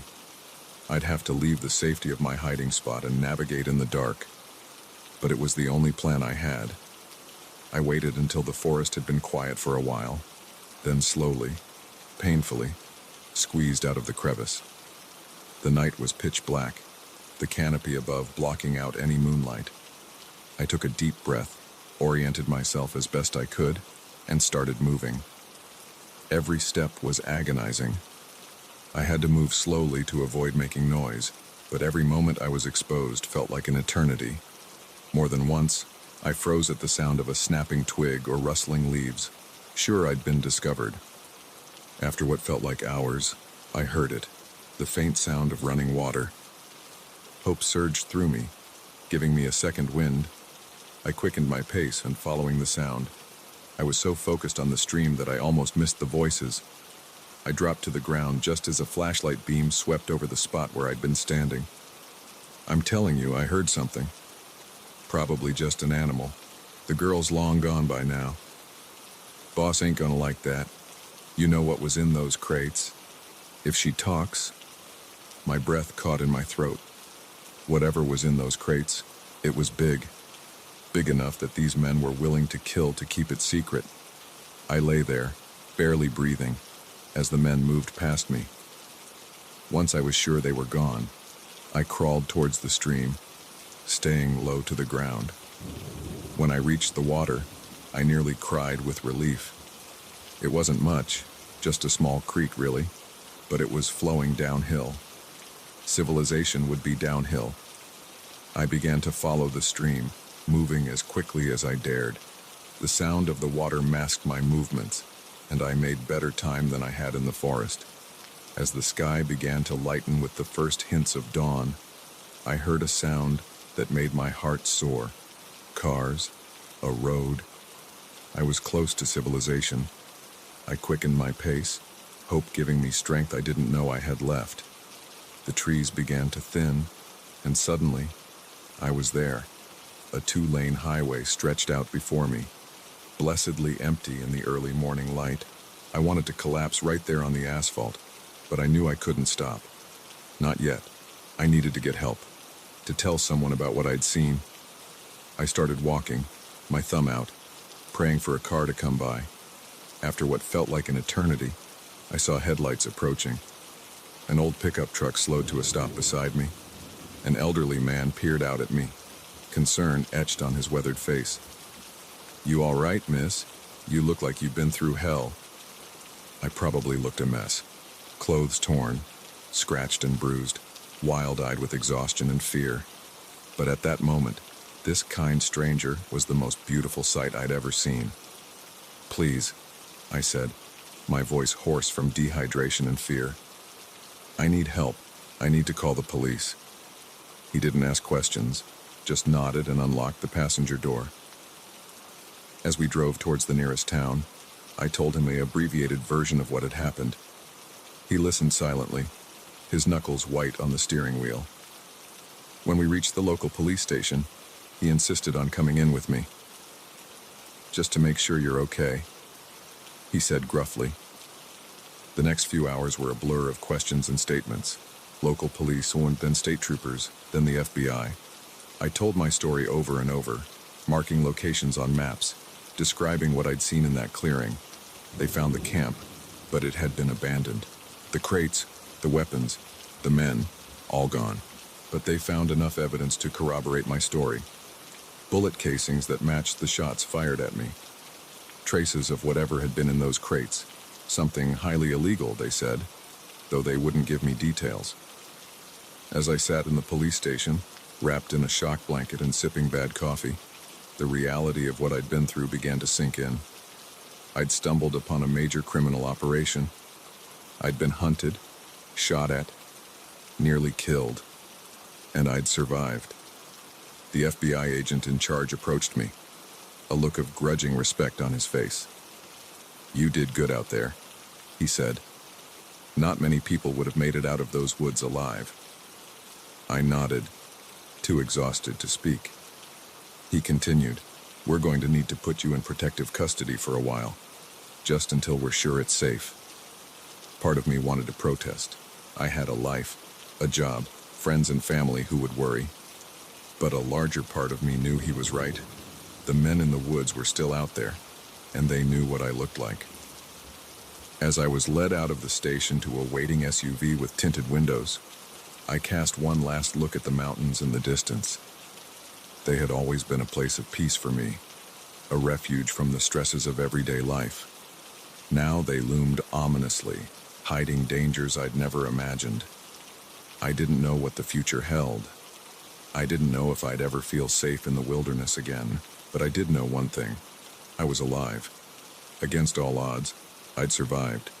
And whatever came next, I'd face it with the same determination that had gotten me out of those woods. As the SUV pulled away, carrying me towards an uncertain future, I made a silent promise to myself. I would not let fear win. Someday, somehow, I would find my way back to the trails, because those mountains had tried to kill me, but they had also shown me just how strong I could be. And that was a lesson worth nearly dying for.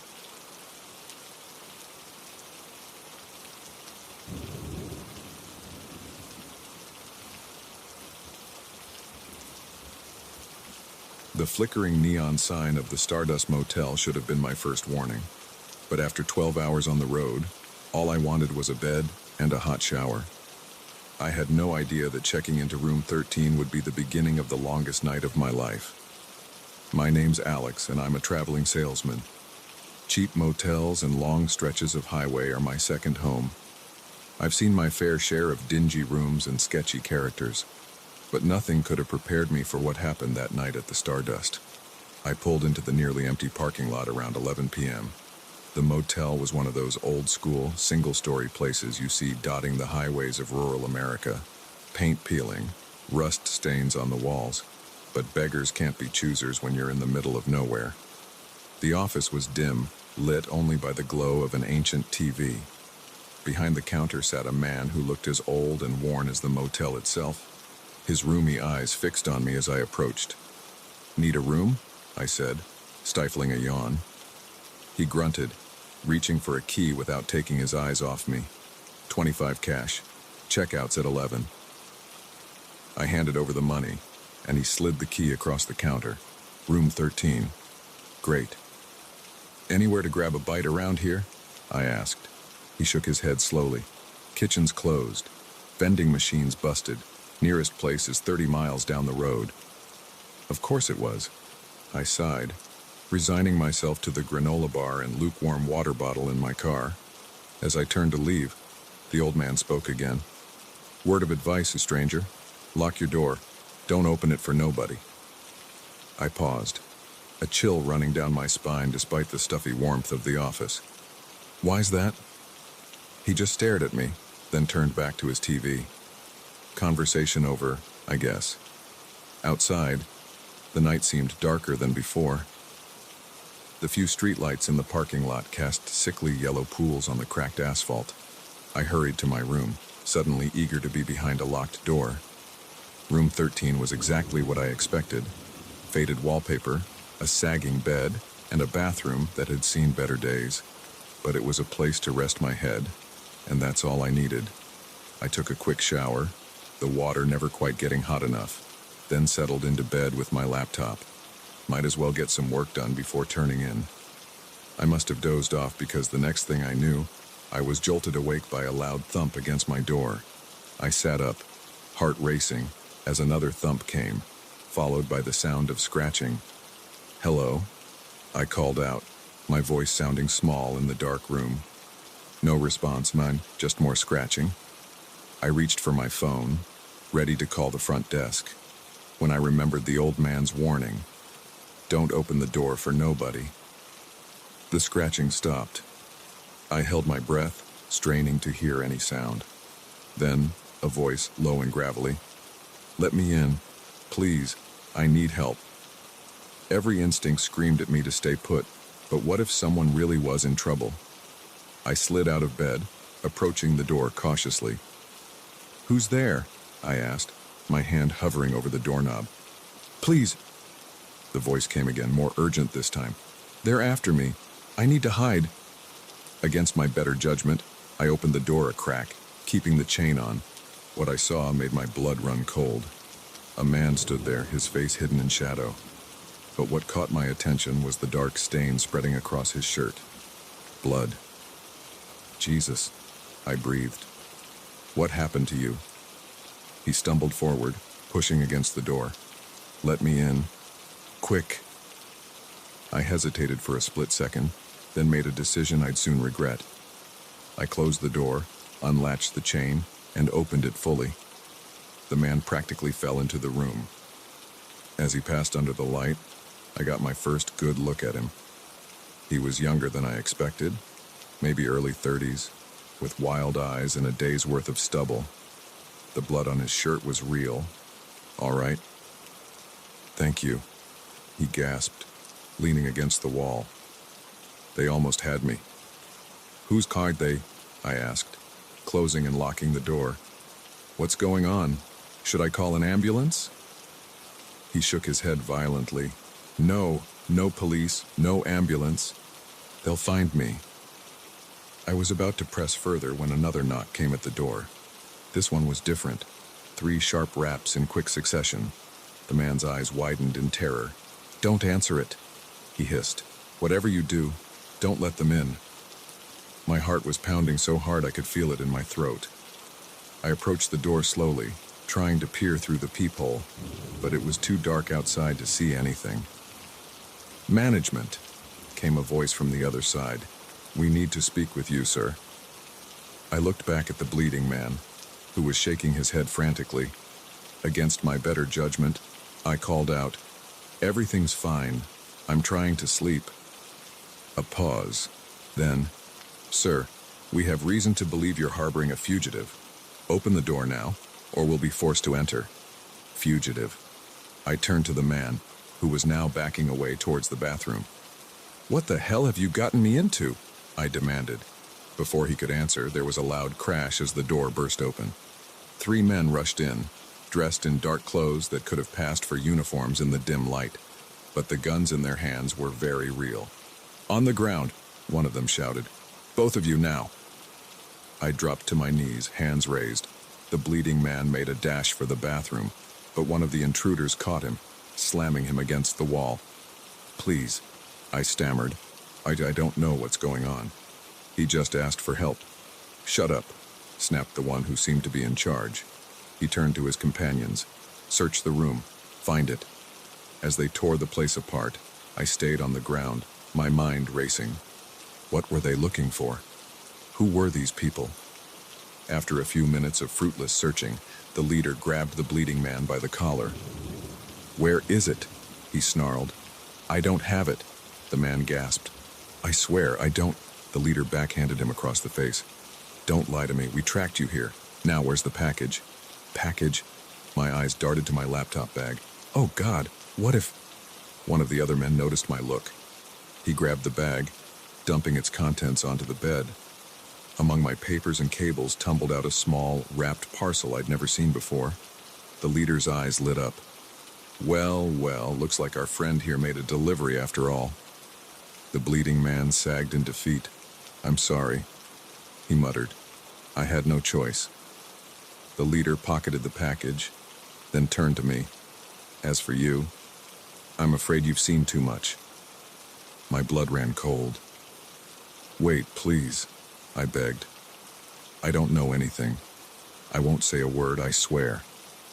He seemed to consider for a moment, then nodded to one of his men. Bring them both. We'll let the boss decide what to do with them. As they zip-tied my hands and dragged me to my feet, my mind was reeling. How had a simple night at a motel turned into this nightmare? They marched us out to the parking lot, where a van with blacked-out windows was waiting. As they shoved us inside, I caught a glimpse of the motel office. The old man stood in the doorway, watching impassively. Our eyes met for a brief moment, and I saw something there. Regret? Pity? Then the van door slammed shut, and we were plunged into darkness. The drive seemed to last forever. I lost all sense of direction as we wound through back roads, the van's suspension groaning with every bump and turn. Beside me, the bleeding man was silent, his breathing labored. Finally, we came to a stop. The door opened, and we were roughly pulled out.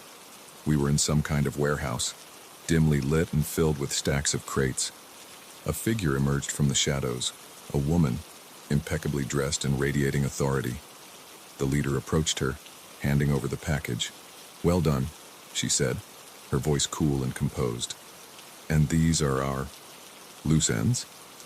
The leader nodded. The courier and an unfortunate bystander, what do you want done with them? She studied us for a moment, her gaze clinical and detached.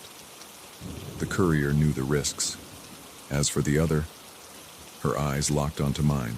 It's a shame you were in the wrong place at the wrong time, Mr. Alex, I supplied, my voice barely a whisper. Mr. Alex, she continued. You see, we can't afford any witnesses. Our operation is far too important. My mind raced, grasping for anything that might save me. Wait, I blurted out. I have skills. I'm a salesman. I'm good with people, with logistics. I could be useful. She raised an eyebrow, intrigued. Is that so? And you'd be willing to work for us, knowing what we're capable of. I nodded frantically. Yes, anything. Just please, don't kill me. She considered for a long moment, then smiled. It wasn't a kind smile. Very well, Mr. Alex. Welcome to the organization. I do hope you're as skilled as you claim, for your sake. As they led me deeper into the warehouse, my relief at being alive was tempered by the realization of what I'd just agreed to. I'd escaped death, only to enter a world I knew nothing about, a world of secrets, danger, and moral compromise. The bleeding man wasn't so lucky. The last thing I heard as the door closed behind me was a single gunshot. That night at the Stardust Motel had changed everything. My old life was gone, replaced by something darker and far more dangerous. As I was shown to my new quarters, a sparse room in the back of the warehouse, I couldn't help but think of the old man's warning. Don't open the door for nobody. If only I'd listened.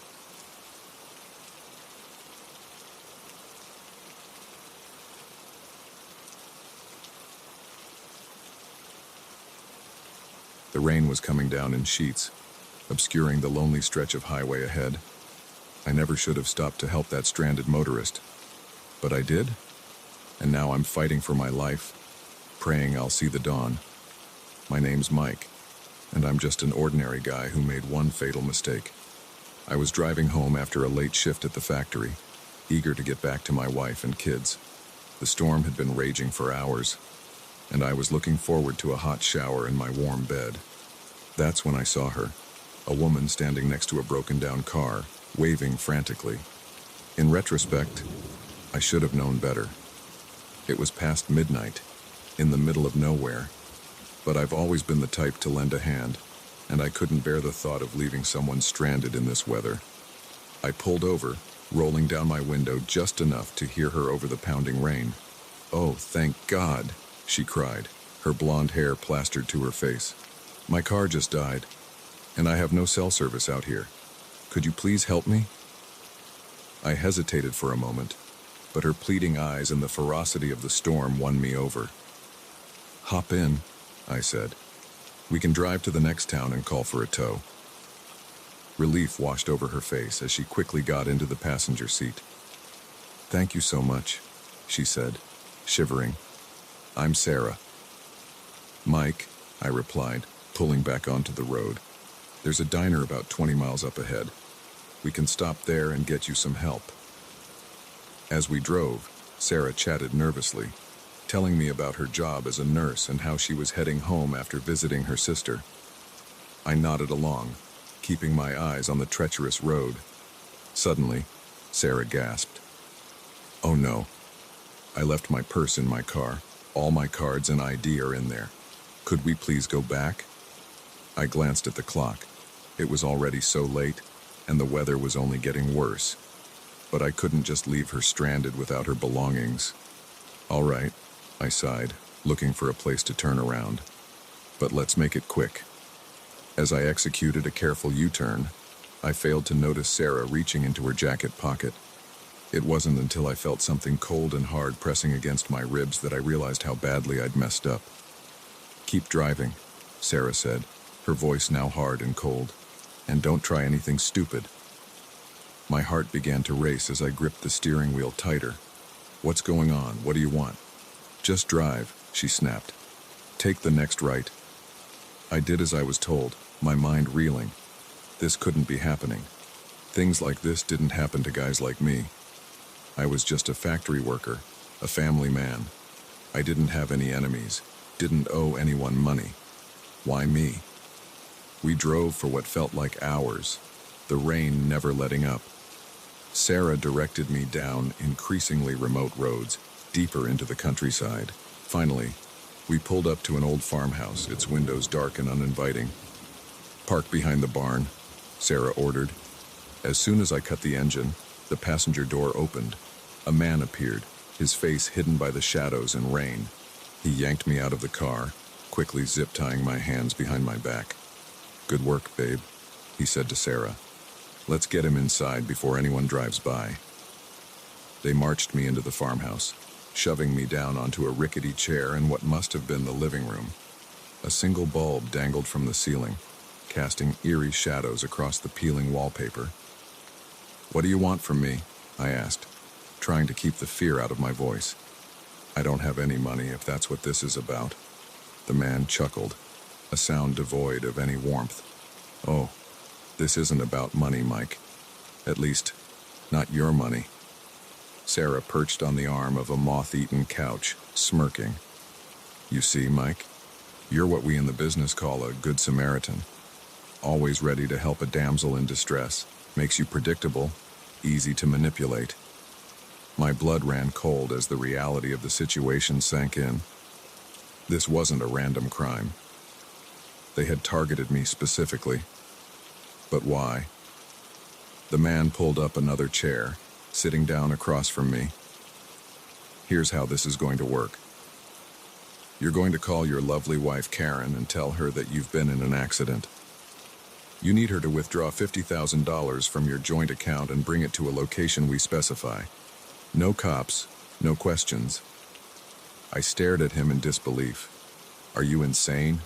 We don't have that kind of money. And how do you know my wife's name?" He leaned in close, his breath hot on my face.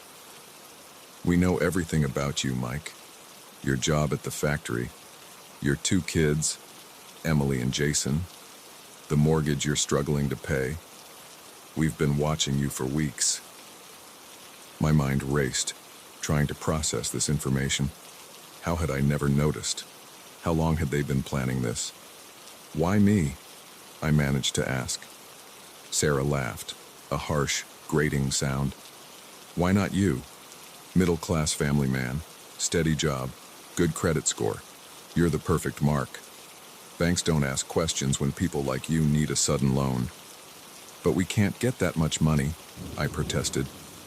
"The bank won't just hand over $50,000 even if we asked." The man's eyes hardened. "Then you better be very convincing when you talk to Karen, because if that money doesn't show up, well," he pulled out a knife, running his thumb along the blade. "Let's just say it won't end well for you or your family." Fear gripped me like a vice. These people knew where I lived, knew about my family. Even if I somehow got away, they could still hurt Karen and the kids. "Okay," I said, my voice barely a whisper. "I'll do it. Just please don't hurt my family." The man nodded, seemingly satisfied. He pulled out a burner phone and dialed my home number, then held it up to my ear. Karen answered on the 3rd ring, her voice thick with sleep. "Hello." "Karen, it's me," I said, trying to keep my voice steady. "Mike, what's wrong? Where are you?" I took a deep breath, silently praying she would understand. "I've been in an accident. I'm okay, but I need your help. I need you to go to the bank first thing in the morning and withdraw $50,000 from our account." There was a long pause. "What? Mike, what's going on? Should I call the police?" I could feel the man's eyes boring into me. "No, no police. Please. Karen, just do as I say. I'll explain everything later. I need you to take the money to the old Miller farm on Route 7. Come alone." Another pause. Then, so quietly I almost missed it. "Red or blue?" My heart skipped a beat. Years ago, Karen and I had come up with a simple code in case of emergencies. Red meant danger, call for help. Blue meant play along. I have a plan. "Blue," I said, hoping my captors wouldn't notice anything amiss. "Definitely blue." "Okay," Karen replied, her voice stronger now. "I understand. I'll do exactly as you said. Be safe, Mike. I love you." The call ended, and the man took the phone away. "Not bad," he said. "Let's hope your wife is as cooperative in person." The next few hours were a blur of anxiety and fear. I was tied to the chair, left alone in the dark room while my captors discussed their plans in hushed tones in the kitchen. I strained to hear what they were saying, but could only catch snippets. As dawn began to break, I heard the crunch of tires on gravel. My heart leapt into my throat. Karen was here. The man and Sarah tensed, peering out the window. Suddenly, their faces changed from anticipation to confusion, then to anger. "Shit," the man yelled. "It's the cops!" Everything happened so fast after that. The sound of car doors slamming, shouts of, "Police! Come out with your hands up!" The man and Sarah scrambled, looking for an escape route. But it was too late. The door burst open, and suddenly the room was filled with police officers. In the chaos, I saw Karen rush in, her eyes wild with fear and relief as she spotted me. As an officer untied me, the full story came out. Karen had recognized the distress code and called the police immediately. They had set up a sting operation, using the money drop as bait to catch my kidnappers. The man and Sarah were led away in handcuffs, their elaborate scheme in ruins. As Karen hugged me tightly, I finally let myself break down, the stress and fear of the night catching up with me all at once. In the days that followed, we learned more about the failed plot. The couple had been running this scam for months, targeting Good Samaritans across 3 states. They had been watching our family, waiting for the perfect opportunity to strike. As I gave my statement to the detective, he shook his head in amazement. "You're lucky, Mr. Thompson. If you and your wife hadn't had that code, this could have ended very differently." I nodded, still processing how close I'd come to disaster. "I guess no good deed goes unpunished, huh?" The detective smiled grimly. "Sometimes. But don't let this change who you are. The world needs more Good Samaritans. Just maybe be a little more cautious next time." As we left the police station, Karen squeezed my hand. "You okay?" she asked softly. I thought about the terror of that night, the helplessness I'd felt, but I also thought about the courage Karen had shown and the quick thinking that had saved my life. "Yeah," I said, managing a small smile. "I think I will be." The rain had finally stopped, and as we stepped out into the sunlight, I felt a glimmer of hope. The world could be a dangerous place, full of people waiting to take advantage of kindness. But it was also full of love, bravery, and small acts of heroism. I may think twice before stopping for a stranded motorist in the future, but I won't stop trying to be one of the good guys. After all, that's who Karen fell in love with. That's who my kids look up to. And that's who I am, come rain or shine.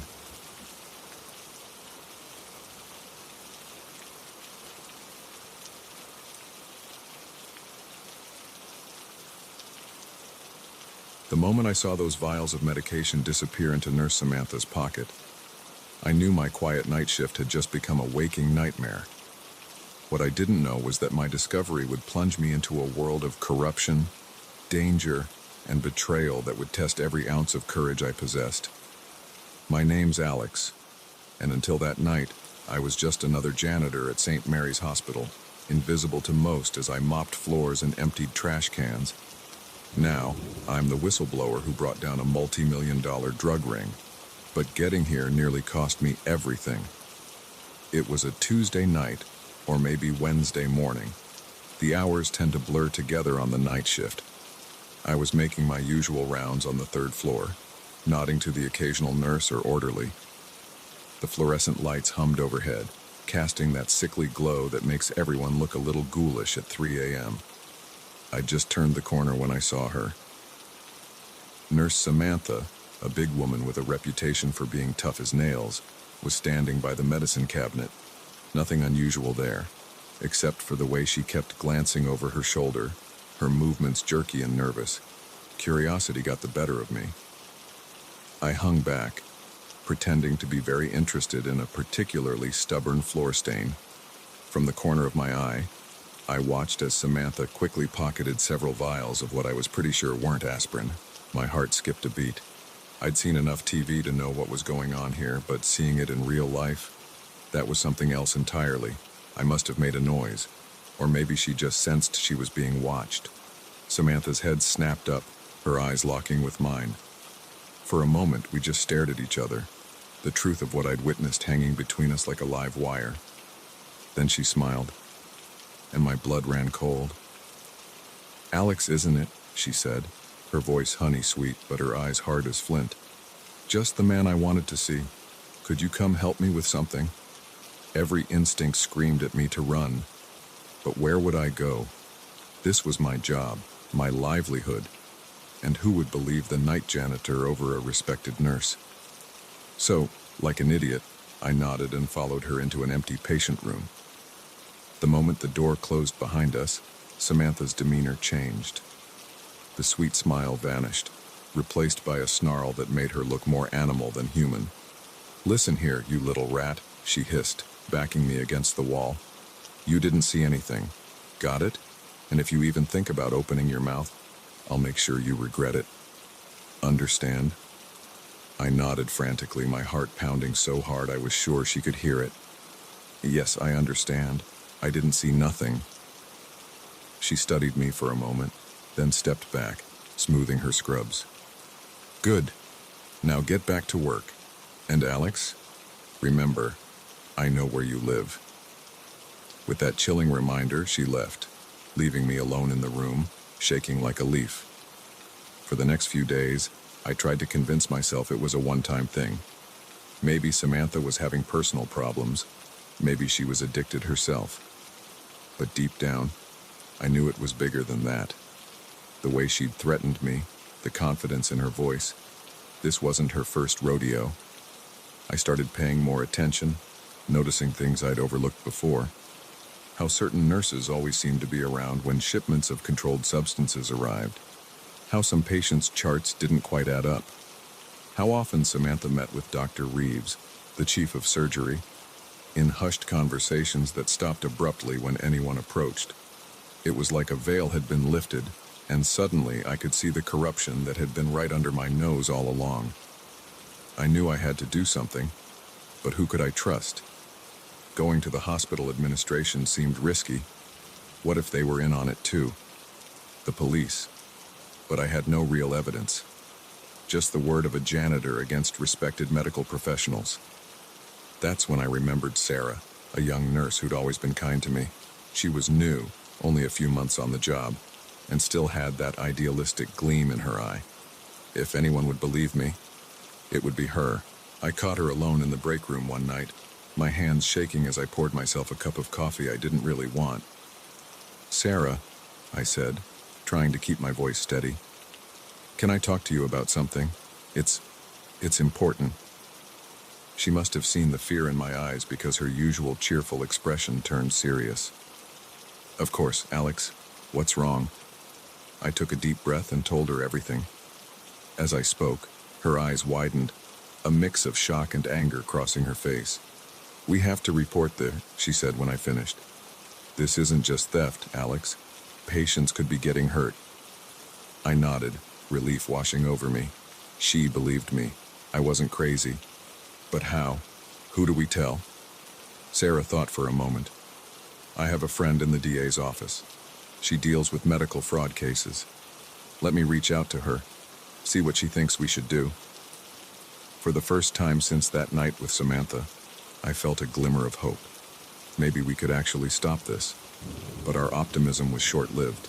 The very next day, Sarah was gone. Transferred to another hospital, they said. No warning, no goodbye.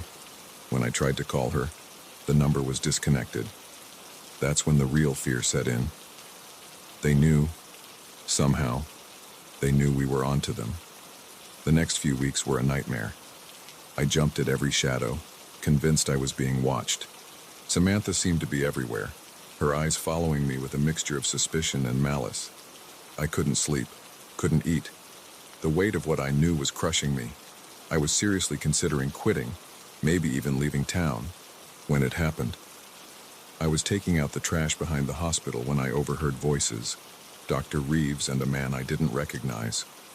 "The shipment's late," the stranger was saying, his voice low and angry. "My buyers are getting impatient." "It'll be here," Reeves replied.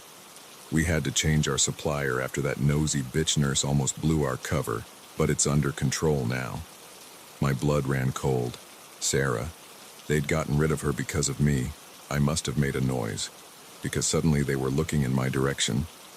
I ducked behind the dumpster, my heart pounding. "What was that?" the stranger asked. Probably just a raccoon, Reeves said. Come on, let's finish this inside. As their footsteps faded, I let out a shaky breath. I couldn't ignore this anymore. People were getting hurt, maybe even killed. I had to do something, no matter the risk. That night, I made a decision.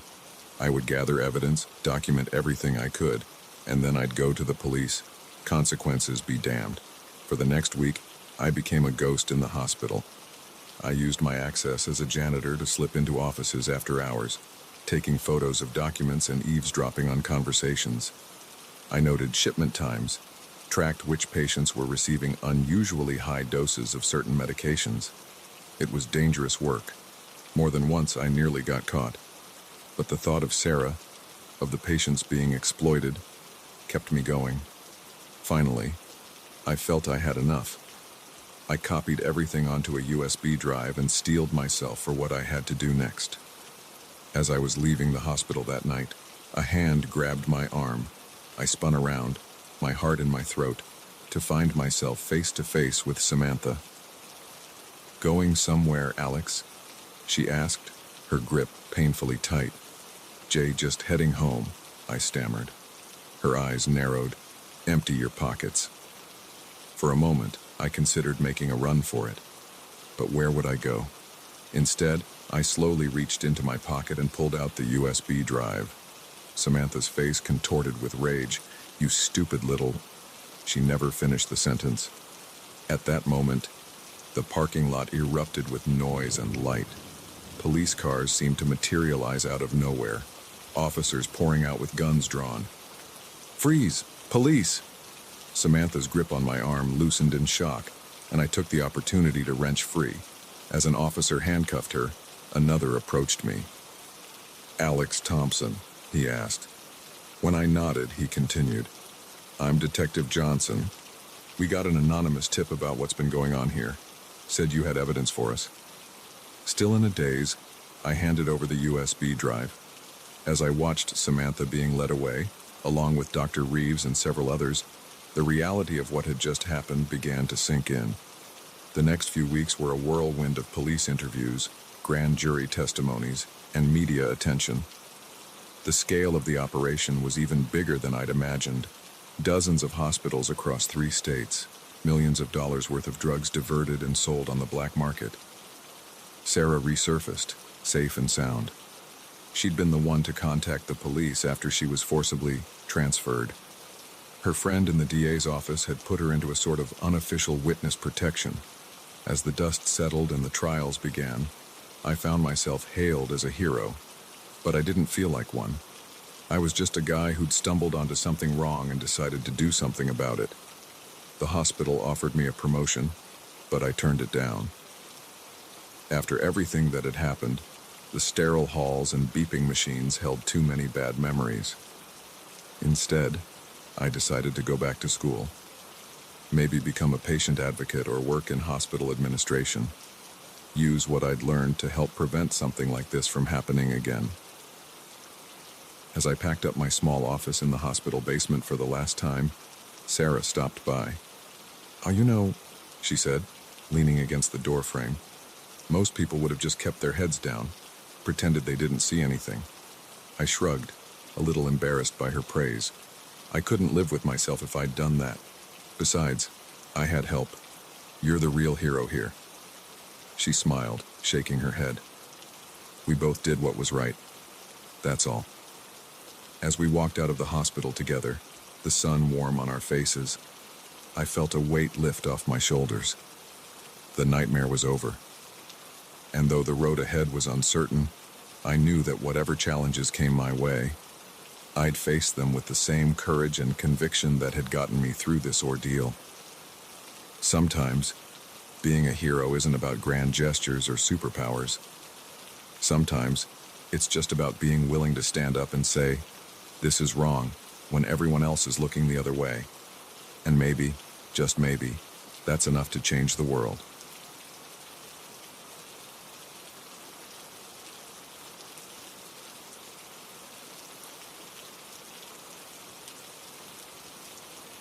The moment I realized my daughter was missing, The peaceful cabin getaway turned into my worst nightmare. The dense forest that had seemed so beautiful just hours ago now loomed ominously, hiding secrets I was terrified to uncover. My name is Claire, and I'm a single mom to my 8-year-old daughter, Lily. We'd been planning this trip for months, a chance to escape the city, bond, and enjoy nature. The cabin we rented was perfect, rustic but comfortable, nestled in a clearing surrounded by towering pines. It was supposed to be our sanctuary.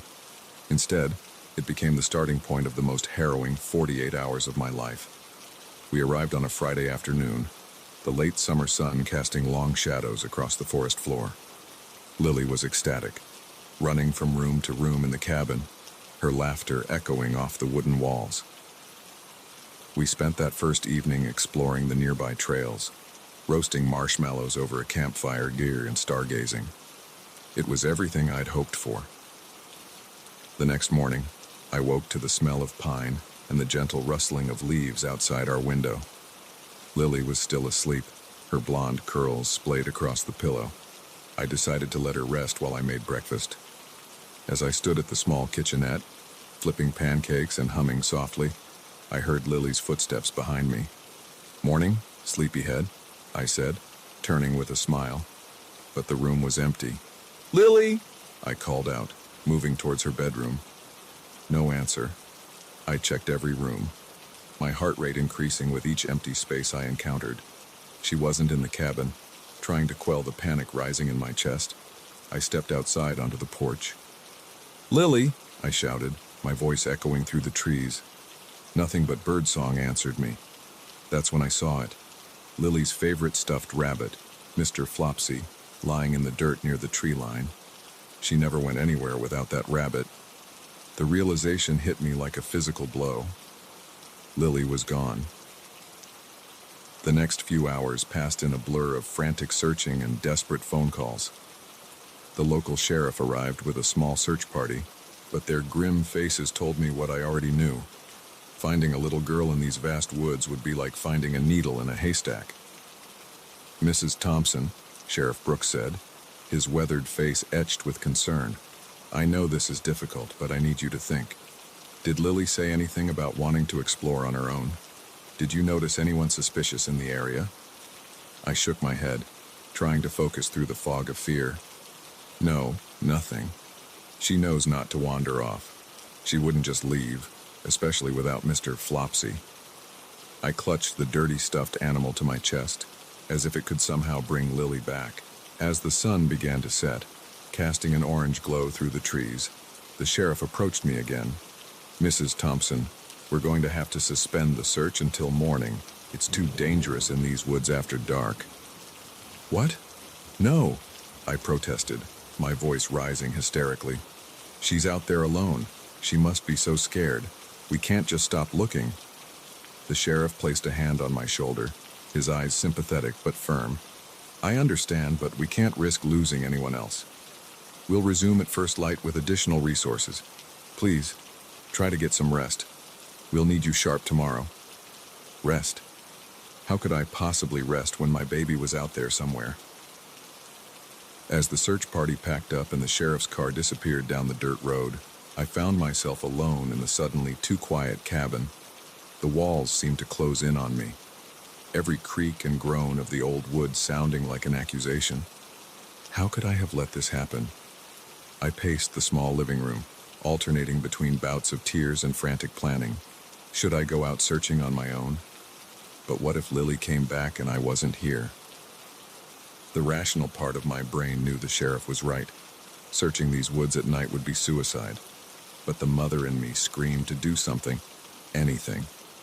As midnight approached, my exhaustion finally overtook me. I collapsed onto Lily's bed, burying my face in her pillow, breathing in her scent. "Please," I whispered into the darkness. "Please bring her back to me." I must have dozed off because the next thing I knew, I was jolted awake by a sound. A child's laughter, faint but unmistakable, drifting through the open window. I was on my feet in an instant, heart pounding. "Lily," I called out, rushing to the window. The forest outside was pitch black, the trees nothing more than looming shadows. But there it was again. A giggle, followed by what sounded like singing. Without thinking, I grabbed a flashlight and ran outside. The beam of light cut through the darkness, illuminating a narrow path leading into the woods. The singing grew louder, and I could now make out the words. It was Lily's favorite lullaby, the one I sang to her every night. "Lily!" I shouted, plunging into the forest. Branches whipped at my face and arms, but I barely felt them. All that mattered was following that voice. I don't know how long I ran, the flashlight beam bouncing wildly as I stumbled over roots and rocks. The singing always seemed just out of reach, leading me deeper and deeper into the woods. Suddenly, the trees opened up into a small clearing. My flashlight beam fell on a figure standing in the center, a little girl with blonde curls. "Lily!" I cried, relief flooding through me. But as I moved closer, the figure turned and my blood ran cold. It wasn't Lily. The thing that faced me looked like a child, but its skin was pale as moonlight, its eyes black as coal. It smiled, revealing pointed teeth. "Mommy," it said in Lily's voice. But the sound was all wrong, too hollow, too cold. I stumbled backward, a scream caught in my throat. This couldn't be real. I had to be dreaming. The creature took a step towards me, still smiling that terrible smile. "Don't you want to play with me, Mommy?" "You're not my daughter," I managed to choke out. "Where is Lily? What have you done with her?" The thing cocked its head to the side, an eerily childlike gesture. "Lily's playing with us now. She's having so much fun. Don't you want to join us?" As it spoke, I became aware of movement in the trees surrounding the clearing. More pale figures emerged, some child-sized, others adult, all with those same black eyes and pointed teeth. Terror, unlike anything I'd ever known, gripped me. These creatures, whatever they were, had my daughter, and now they wanted me too. "Give her back," I said, surprised by the steadiness in my voice. "Give me back my daughter." The creature that wore Lily's face laughed, a sound like breaking glass. "But we like Lily. She's so full of life, so bright. We need that brightness." The other creatures were closing in now, forming a circle around me. I clutched my flashlight like a weapon, my mind racing. What were these things? How could I fight them? How could I save Lily? Just as the circle was about to close, a piercing whistle cut through the night. The creatures hissed, shrinking back from the sound. A moment later, a blinding light flooded the clearing. "Claire, get down!" a voice shouted. I dropped to the ground just as something whooshed over my head. There was a terrible shrieking, and when I looked up, the creatures were fleeing back into the woods. A hand grabbed my arm, pulling me to my feet. It was Sheriff Brooks. His face grim in the harsh light of what I now saw was a floodlight mounted on a truck. "Are you all right?"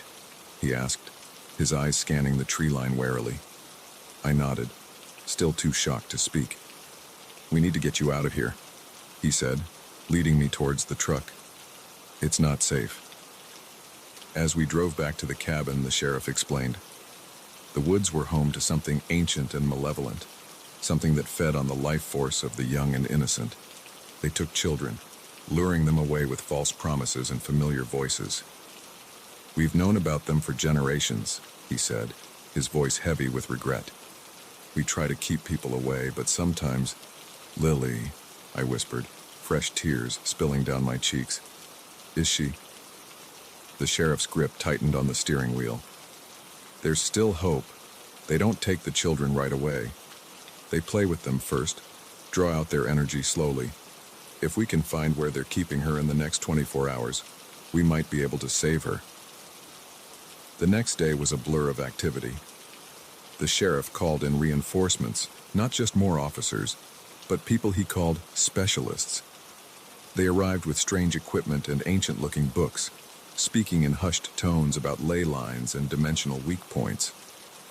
I wanted to believe it was all some elaborate hoax, that any moment I'd wake up back in the cabin with Lily safe beside me.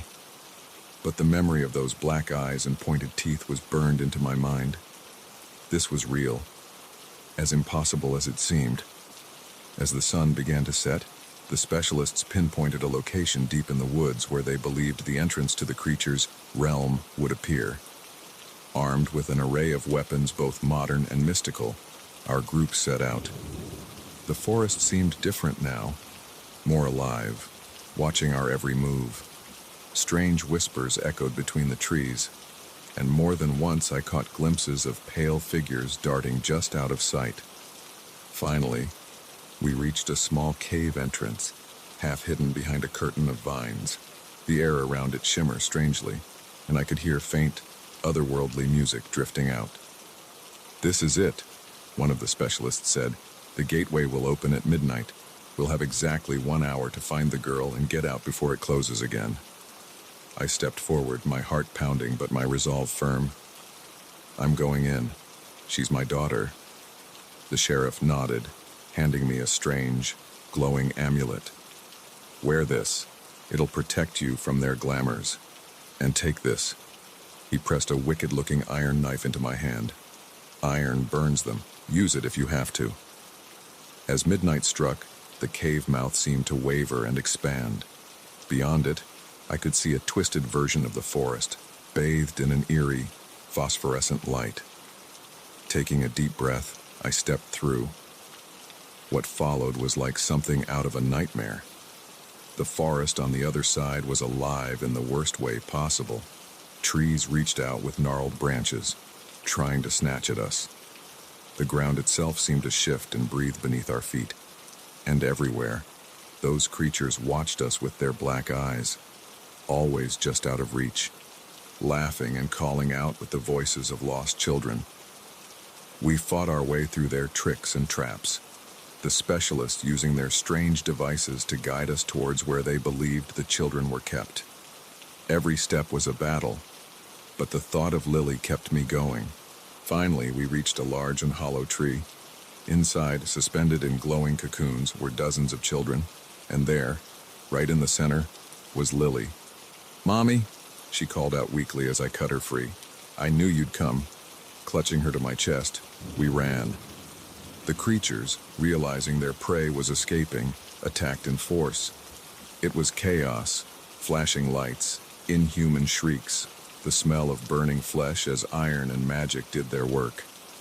Somehow, we made it back to the cave entrance with only minutes to spare. As we burst back into our world, I heard the awful howls of the creatures fade away as the gateway closed behind us. The next few days were a whirlwind of hospital visits, police statements, and tearful reunions. Lily would recover fully, the doctor said, though the psychological scars might take longer to heal.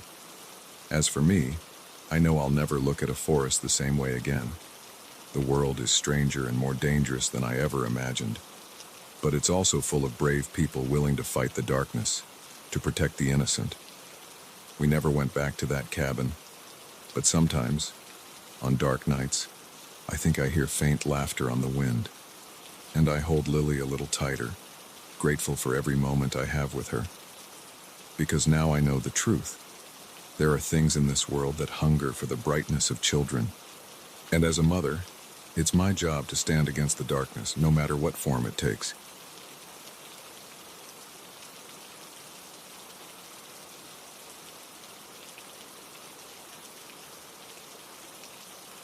The security camera feed flickered to life, revealing 3 masked figures creeping through the darkened office.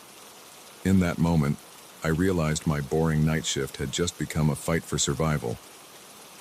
My name's Mike, and I'm a night security guard at Pinnacle Enterprises, a tech company housed in a sleek high-rise in downtown Chicago.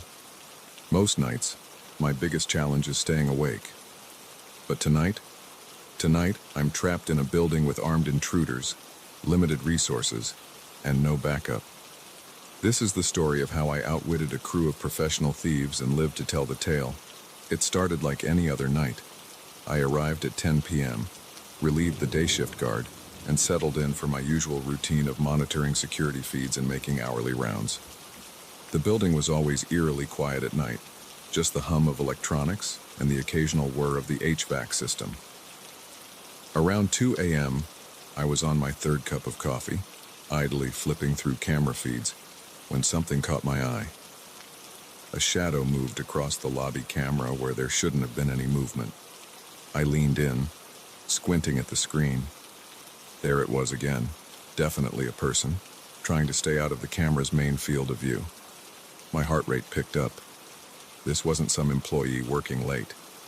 The figure was dressed all in black, face obscured by a ski mask. As I watched, 2 more similarly dressed individuals joined the first. "Shit," I muttered, reaching for the phone to call the police. But as my hand touched the receiver, the screen went dark. All the screens did.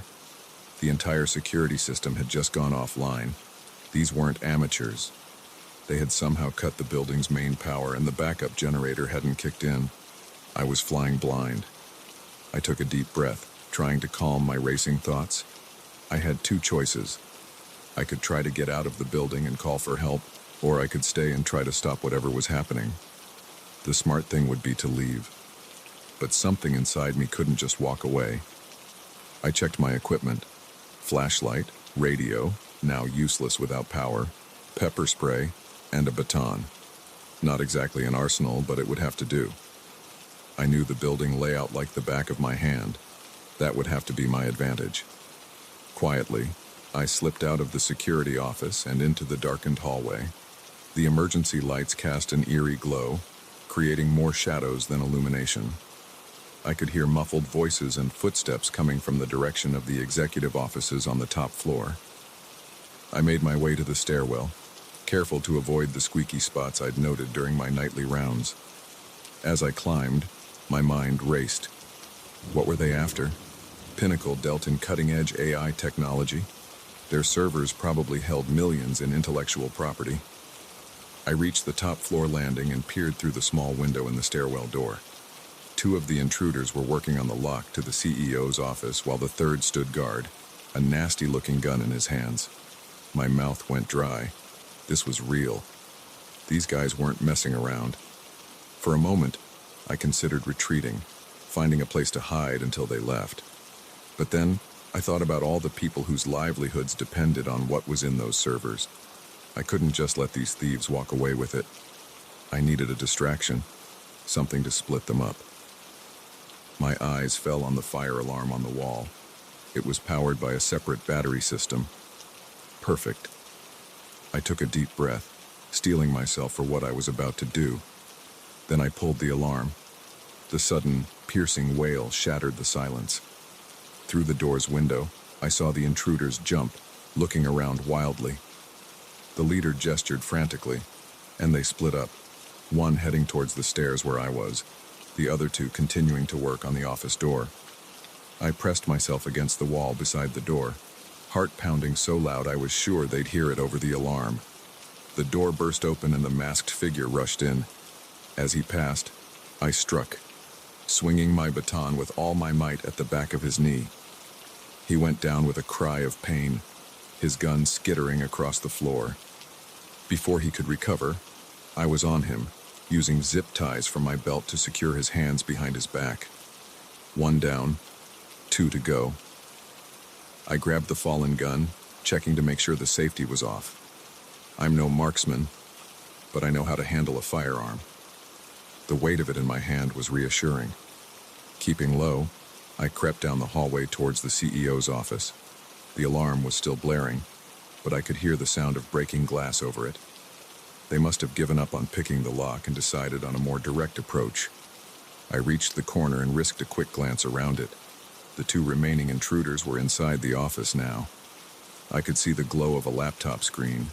They were already accessing the servers. I had to act fast. Taking a deep breath, I stepped around the corner, gun raised. "Freeze!" I shouted, trying to sound more confident than I felt. "Hands where I can see them." They spun around, clearly surprised. For a moment, nobody moved. Then, faster than I could react, one of them reached for his weapon. I fired. The sound was deafening in the enclosed space. The bullet went wide, shattering a framed photograph on the wall. But it had the desired effect. Both men dove for cover, giving me a chance to duck behind a heavy wooden desk. "You're outnumbered and outgunned, rent-a-cop," one of them called out. "Why don't you make this easy on yourself and walk away? We're not here for you." "Can't do that," I replied, my voice steadier than I expected. "Whatever you're stealing, it's not yours to take." A harsh laugh. "Noble, stupid, but noble. Last chance. Walk away now, or we'll put you down." In response, I popped up and fired again, aiming for the computer. The screen exploded in a shower of sparks, and I heard cursing from the other side of the room. "You'll pay for that," the voice growled. What followed was the most intense few minutes of my life. We exchanged gunfire, neither side able to get a clear shot. I was pinned down, but so were they. It was a stalemate, and we all knew it. But they were professionals, and I was just a security guard running on adrenaline and luck. Eventually, that luck would run out. I needed to end this, and fast. My eyes scanned the room, looking for anything I could use. That's when I saw it. The fire extinguisher mounted on the wall near the intruder's position. Taking careful aim, I fired. The extinguisher erupted, filling the air with a thick cloud of white powder. In the confusion, I made my move. I vaulted over the desk, charging towards the coughing, disoriented thieves. I tackled one, driving him to the ground. We grappled, rolling across the powder-covered floor. He was strong, but I had desperation on my side. Somehow, I ended up on top. I landed 2 solid punches before he went limp beneath me. Breathing hard, I zip-tied his hands, then looked up to find the third intruder. He was gone. Cursing, I got to my feet. The powder was settling, visibility improving. Where could he have gone? A noise behind me made me spin around. The last thief was by the window, a bag slung over his shoulder. He had a grappling gun aimed at the building across the street. Our eyes met. Even through the mask, I could see the cold calculation in his gaze. He was weighing whether he could take the shot before I fired. "Don't," I said, my gun trained on him. "It's over. Police will be here any minute." For a long moment, neither of us moved. Then, slowly, he lowered the grappling gun. "Well played, rent-a-cop," he said, a hint of grudging respect in his voice. "Didn't think you had it in you." As if on cue, I heard sirens in the distance, growing louder. The cavalry was finally arriving. The next hour was a blur of police statements, paramedics checking me over, and a very surprised CEO showing up to survey the damage to his office. By the time things calmed down, the sun was rising, painting the Chicago skyline in hues of pink and gold. As I sat on the back of an ambulance, a shock blanket draped over my shoulders, the police chief approached me. "You did good tonight, son," he said, clapping me on the shoulder. "Not many people would have had the guts to do what you did." I nodded, too exhausted to form words. The adrenaline had long since worn off, leaving me feeling drained and slightly in shock. Had I really just single-handedly foiled an armed robbery? "Get some rest," the chief continued. "But when you're up for it, come down to the station. I think we might have a job for you that's a little more suited to your skills than night watchman." As he walked away, I couldn't help but laugh. 24 hours ago, I was a bored security guard counting the minutes until his shift ended. Now I was a hero, with a possible future in law enforcement on the horizon. I looked up at the Pinnacle Enterprises building, the top floor windows still dusted with fire extinguisher residue. Whatever they were going to pay me to clean up this mess, it wasn't going to be enough. But as I watched the 3 masked men being led away in handcuffs, I felt a surge of pride. I had protected what I was meant to protect. I had made a difference. Not bad for a night's work. As the ambulance doors closed and we pulled away from the scene, I leaned back, finally allowing my eyes to close. I had a feeling sleep wouldn't be a problem today. And for once, I was actually looking forward to my next shift. After all, who knew what excitement it might bring?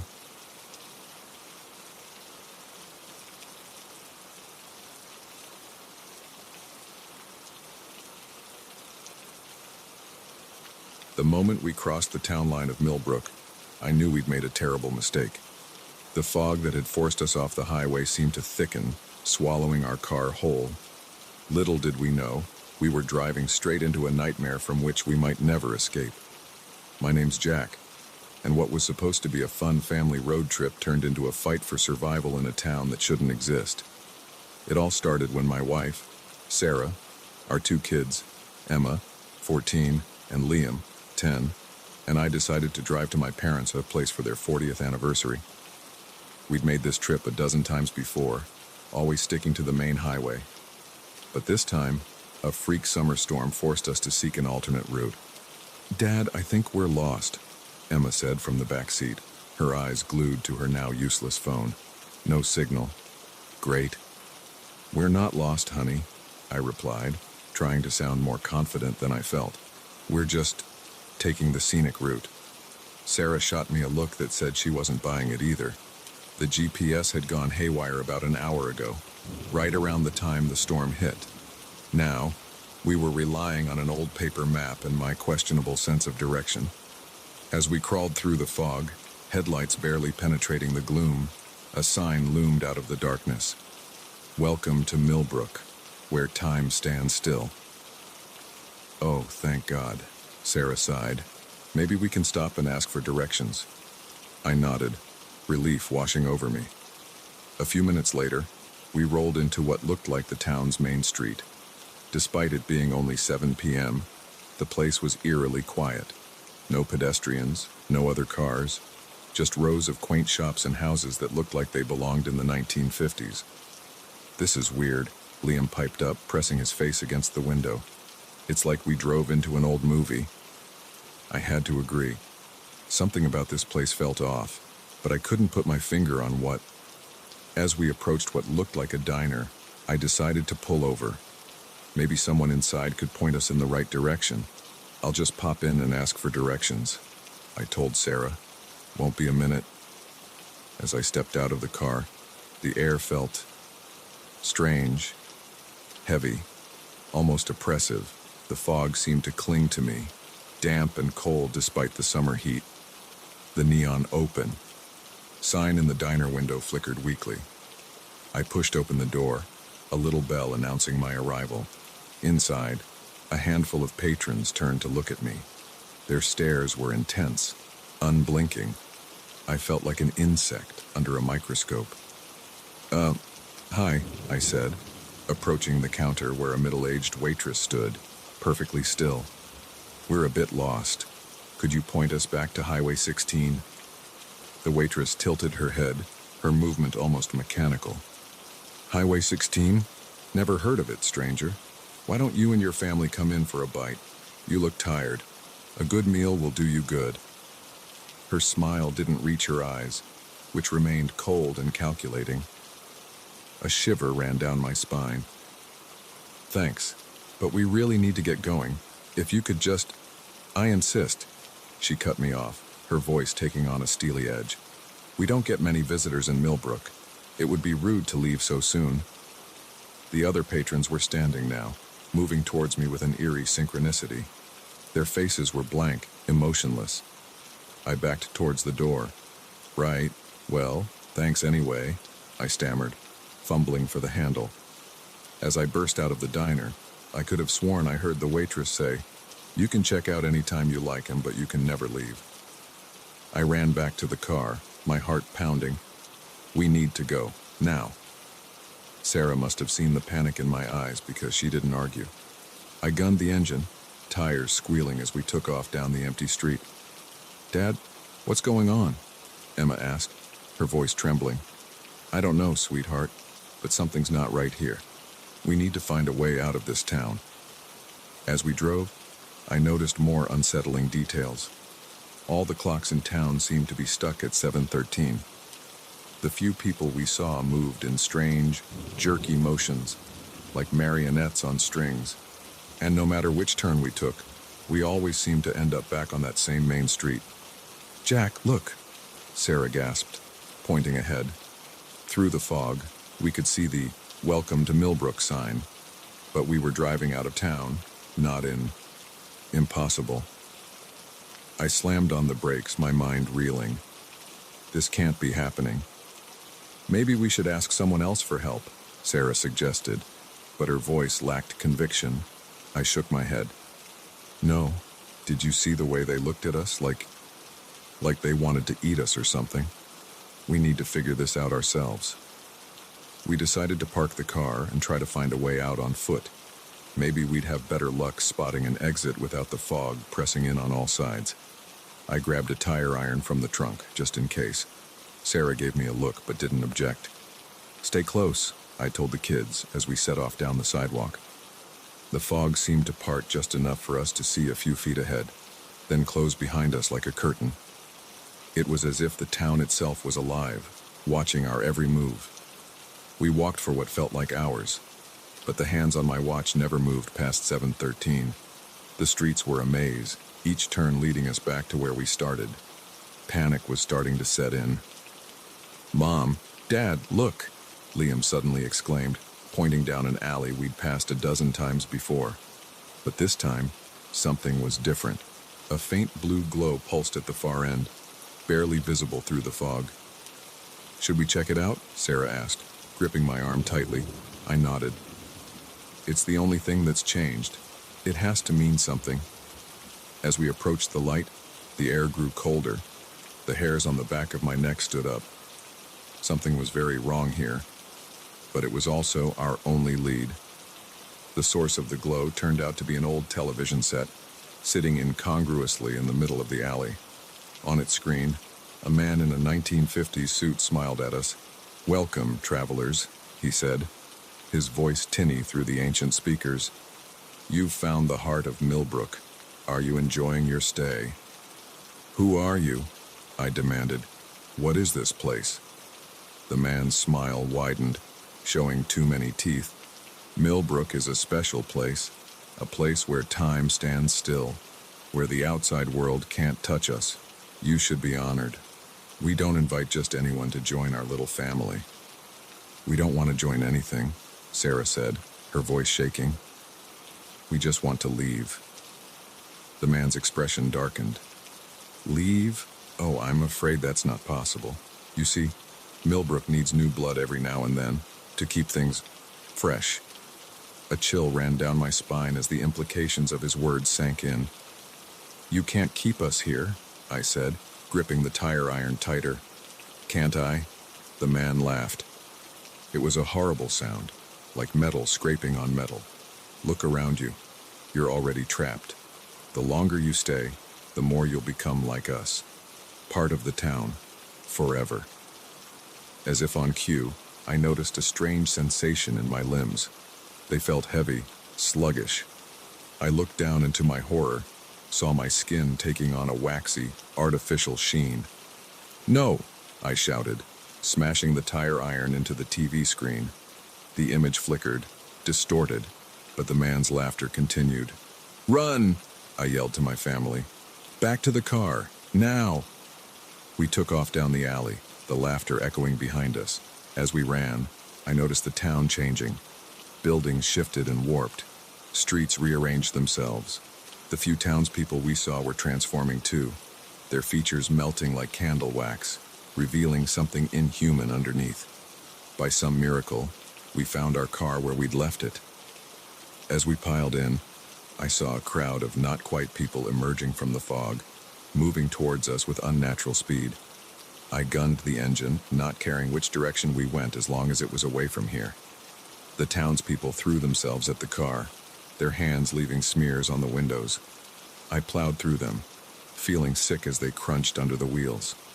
We drove blindly through the fog, the town a nightmarish blur around us. I had no idea if we were going in circles or making progress. All I knew was that we had to keep moving. Suddenly, the fog began to thin. Through the windshield, I could see the "Welcome to Millbrook" sign approaching. This was it. Either we'd break free, or we'd be trapped here forever. I pressed the accelerator to the floor, the engine roaring in protest. The sign loomed closer, larger. At the last second, I could have sworn I saw the man from the TV standing beside it, his face a mask of fury. We hit the sign at full speed.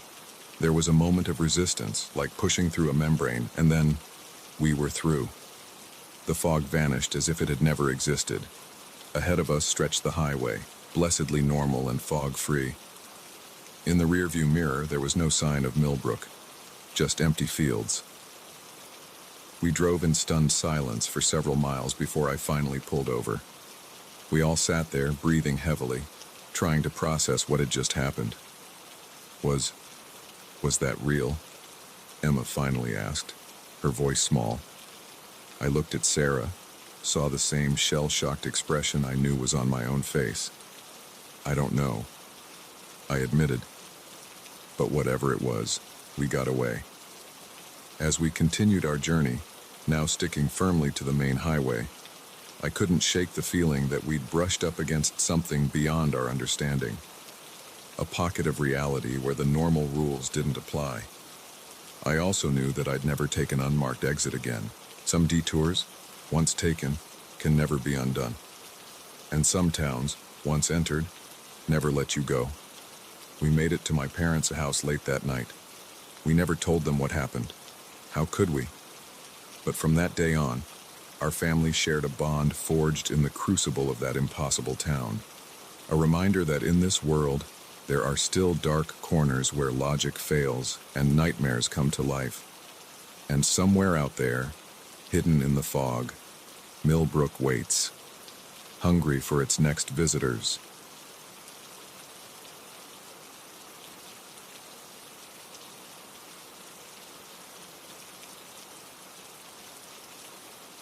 The moment I found that note on my bed, I knew my peaceful house-sitting gig had just become a deadly game of cat and mouse. You can't hide from me, it read in jagged handwriting. Suddenly, the spacious mansion felt like a trap, and I was the prey. My name's Alex, and I'm a grad student who picked up a summer job house-sitting for the wealthy Henderson family. Easy money, I thought. Watch their sprawling estate while they vacationed in Europe for a month. Water the plants, feed the fish, enjoy their pool and home theater. What could go wrong? Everything, as it turned out. It started innocently enough. I'd been at the house for about a week, settling into a comfortable routine. The Hendersons had left detailed instructions for everything: when to water which plants, how to operate their high-tech security system, even a schedule for turning lights on and off to make it look like the house was occupied. I spent my days working on my thesis, lounging by the pool, and exploring the massive house. It was the kind of place where you could discover a new room every day. Home offices, guest suites, a wine cellar. The Hendersons clearly lived well.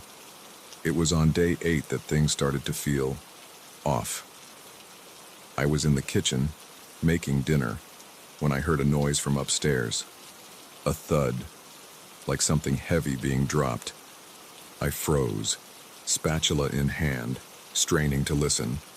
Silence. "Hello?" I called out, immediately feeling foolish. I was alone in the house. It was probably just the house settling, or maybe something had fallen over in one of the rooms. Still, I couldn't shake the uneasy feeling that had settled over me.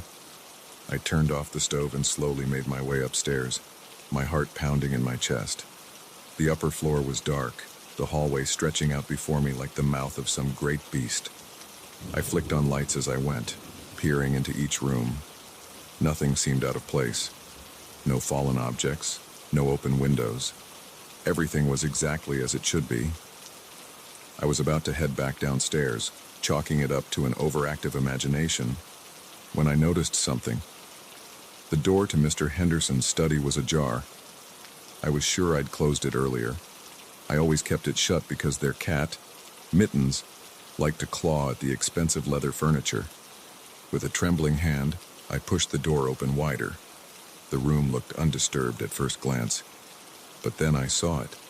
The painting behind Mr. Henderson's desk, a boring landscape that probably cost more than my entire college education, was slightly askew. I approached it slowly, my instincts screaming at me to turn and run. With shaking fingers, I straightened the painting.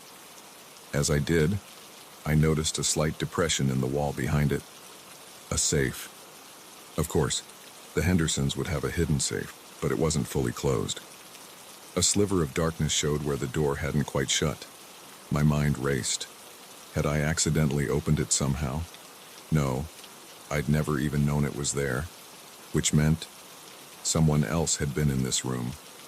I stumbled backward, my breath coming in short gasps.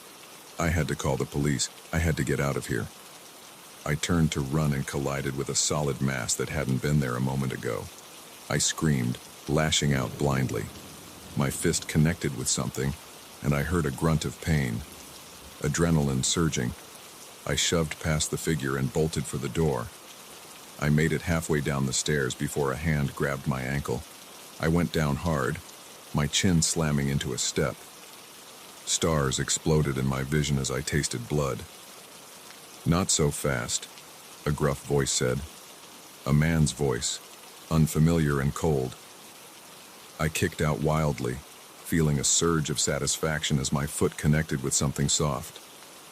The hand on my ankle loosened, and I scrambled to my feet, nearly falling again in my haste.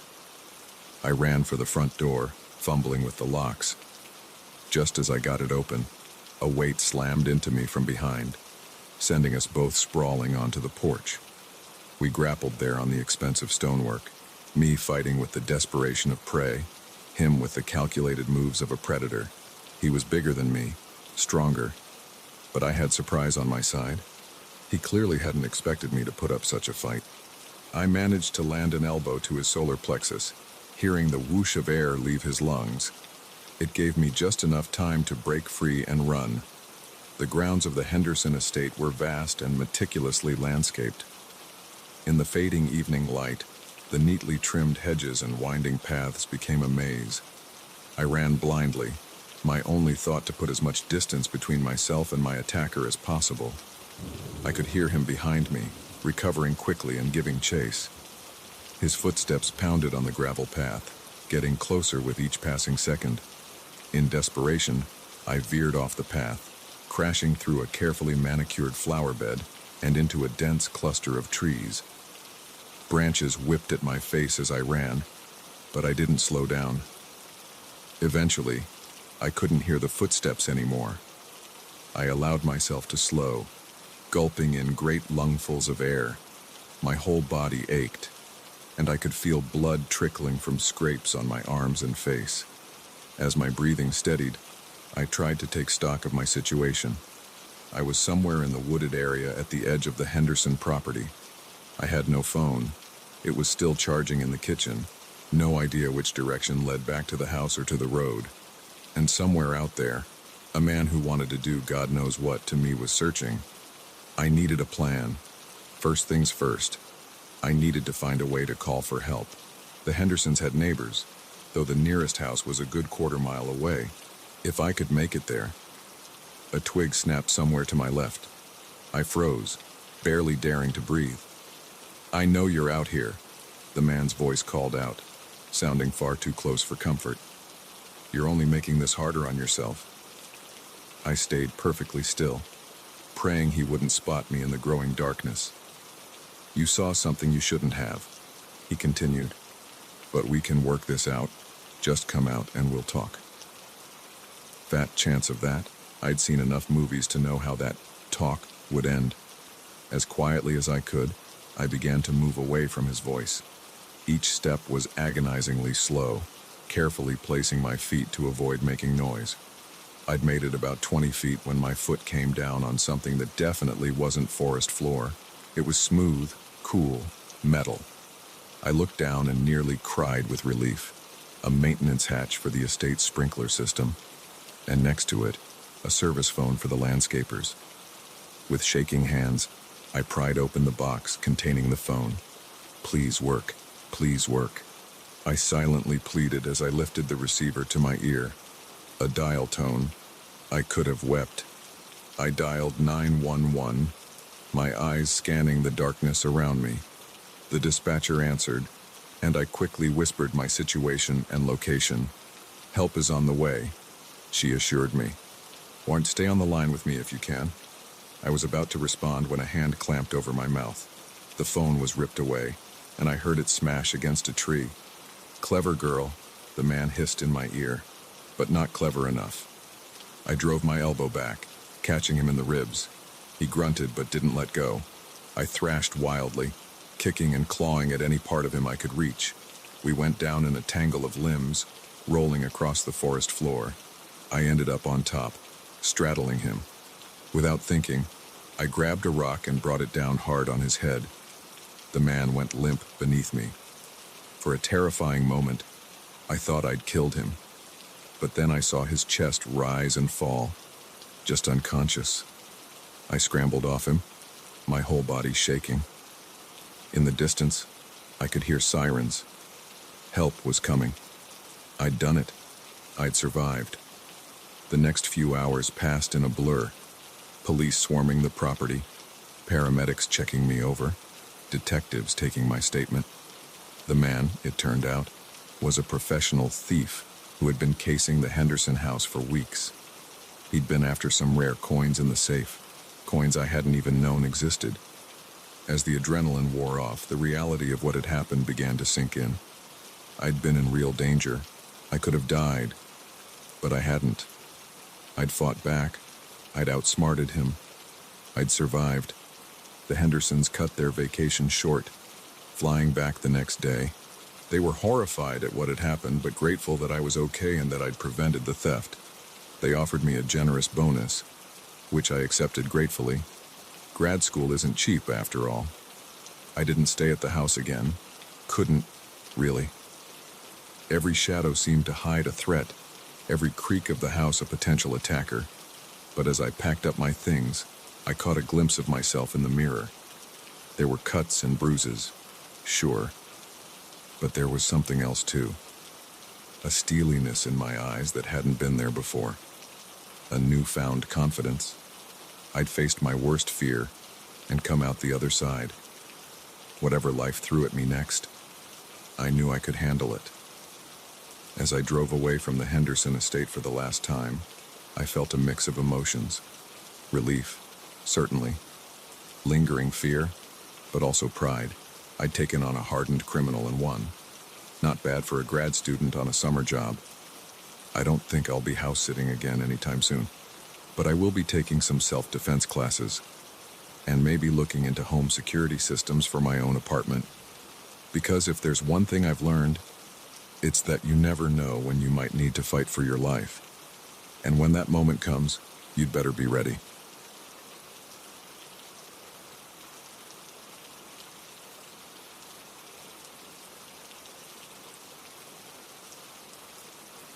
The moment I saw the rusted shovel half buried in the dirt, I knew our innocent camping trip had taken a sinister turn. Little did I know, that shovel was just the beginning of a nightmare that would push us to the very edge of survival. My name's Mike, and what started as a weekend adventure with my 3 best friends quickly descended into a fight for our lives against a threat we never saw coming. Looking back, I wonder how we could have been so naive, so unprepared for the darkness that lurked in those woods. It was supposed to be a guy's trip, a chance to disconnect from the world and reconnect with each other. Me, Tom, Dave, and Chris had been friends since college, but life had a way of pulling us in different directions. This camping trip was our way of recapturing some of that old camaraderie. We'd chosen a remote spot, miles from the nearest town or cell phone signal. Real wilderness, Dave had said with a grin as we pulled off the main road onto a bumpy dirt track. No tourists, no rangers, just us and nature. If only we'd known what was waiting for us in that nature. The first day was perfect. We hiked, fished in a crystal clear stream, and set up camp in a small clearing surrounded by towering pines. As night fell, we sat around the campfire, trading stories and passing around a bottle of whiskey. It was Chris who first noticed something was off. He'd gone to gather more firewood and came back looking pale. "Guys," he said, his voice shaking slightly, "I think I found something weird out there." We followed him into the woods, flashlights cutting through the darkness. About 100 yards from our camp, Chris stopped and pointed. There, half hidden by undergrowth, was an old shovel. "So what?" Tom laughed. "Someone left their gardening tools behind. Big deal." But as I shone my light around, I saw other things. A rusted-out tin can, the remains of what might have been a tent. This wasn't just a forgotten tool. This was a campsite, and judging by the state of decay, it had been abandoned for a long time. "Let's head back," I said, trying to ignore the chill running down my spine. "It's getting late." We returned to our camp, but the jovial mood had evaporated. We turned in early, each of us lost in our own thoughts. I was woken in the middle of the night by a sound. At first I thought it was the wind, but as I listened, I realized it was too rhythmic, too deliberate. It was whistling, a tune I didn't recognize, eerie and discordant. I unzipped my tent, peering out into the darkness. The fire had burned down to embers, casting a faint red glow over the clearing, and there, at the edge of the light, I saw a figure, tall and lean. It stood unnaturally still. I couldn't make out any features, just a dark silhouette against the darker woods. The whistling was coming from it. "Hey!" I called out, my voice cracking. "Who's there?" The whistling stopped abruptly. The figure remained motionless for a moment, then slowly, deliberately, turned and walked into the forest, disappearing from view. I was fully awake now, my heart pounding. I woke the others, telling them what I'd seen. Dave and Chris were spooked, but Tom remained skeptical. "You were probably half asleep," he said. "Dreamed the whole thing." But I knew what I'd seen, and judging by the nervous glances my friends kept throwing towards the tree line, they believed me too. None of us slept much after that. As soon as the first light of dawn broke through the trees, we were up, packing our gear. We'd planned to stay 2 more nights, but suddenly, getting back to civilization seemed like a very good idea. We were nearly finished breaking camp when we heard it. A scream, high and terrified, coming from the direction of the old campsite we'd found. We froze, looking at each other in horror. "That sounded like a kid," Chris said, his face pale. "We have to help," I said, already moving towards the sound. The others followed, our earlier fear forgotten in the face of someone else's distress. We reached the old campsite, calling out as we went. The screaming had stopped, replaced by an eerie silence. The rusted shovel was where we'd left it, but now I noticed something we'd missed in the dark. The ground around it was disturbed, as if something had been recently dug up or buried. "Hello?" Dave called out. "Is anyone there?" We heard screaming. No response, just the rustle of leaves in the breeze.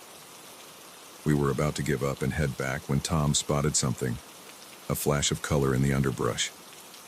He reached down and pulled out a child's backpack, bright pink and decorated with cartoon characters. "Oh God," Chris whispered. "There really is a kid out here." That's when we heard the whistling again, the same discordant tune from the night before. It was coming from deeper in the forest, and it was moving away from us. Without a word, we took off after it.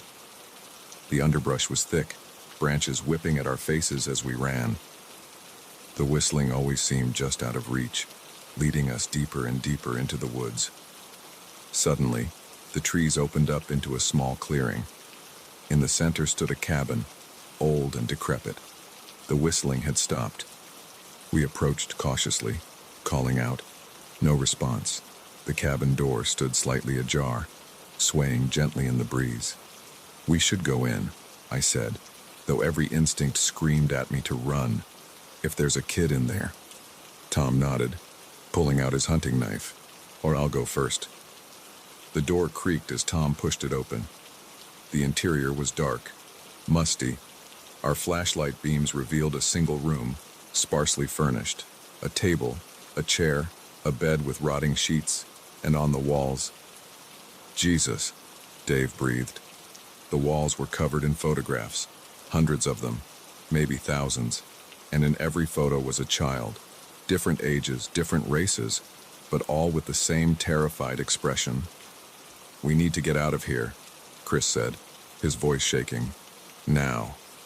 But as we turned to leave, we found our exit blocked. The tall figure from last night stood in the doorway, and now I could see him clearly. He was gaunt, almost skeletal, with pale skin and eyes that seemed to glow in the dim light. And he was smiling. "Welcome," he said, his voice a raspy whisper. "I've been waiting for you." What followed was a nightmare of violence and desperation. We fought like cornered animals, using anything we could get our hands on as weapons. I took a blow to the head that left me dazed, barely aware of the chaos around me. I remember flashes: Tom slashing with his knife, Dave throwing a chair, Chris screaming as the man's hands closed around his throat. And then, suddenly, it was over. The man lay still on the cabin floor, Tom's knife protruding from his chest. We were alive, battered and bloodied, but alive. We stumbled out of the cabin, gasping in the fresh air. That's when we heard it. A small whimper, coming from behind the cabin. We found a cellar door, hidden by overgrown weeds. Inside, huddled in the darkness, were 3 children. The oldest couldn't have been more than 10. They were dirty, terrified, but alive. What happened next is a blur. The long hike back to our car, carrying the children who were too weak to walk. The frantic drive to the nearest town. The police, the paramedics, the endless questions. We learned later that the man had been abducting children for years. The cabin was his hideout, so remote that no one had ever found it, until we stumbled upon it. They called us heroes, said we'd saved those kids' lives. But as I sat in the hospital, getting stitches for the gash on my forehead, all I could think about were those photos on the wall. How many hadn't been saved? How long had this been going on? It's been 6 months since that day in the woods. The nightmares have mostly stopped, but I still wake up sometimes, hearing that eerie whistle. The 4 of us. We don't talk about it much. But there's a bond between us now, forged in that cabin, that will never be broken.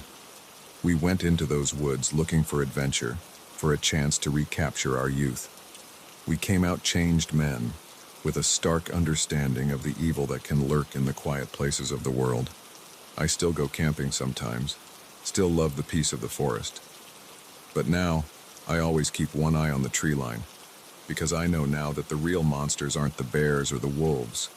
They're the ones that look just like us, the ones that whistle in the dark.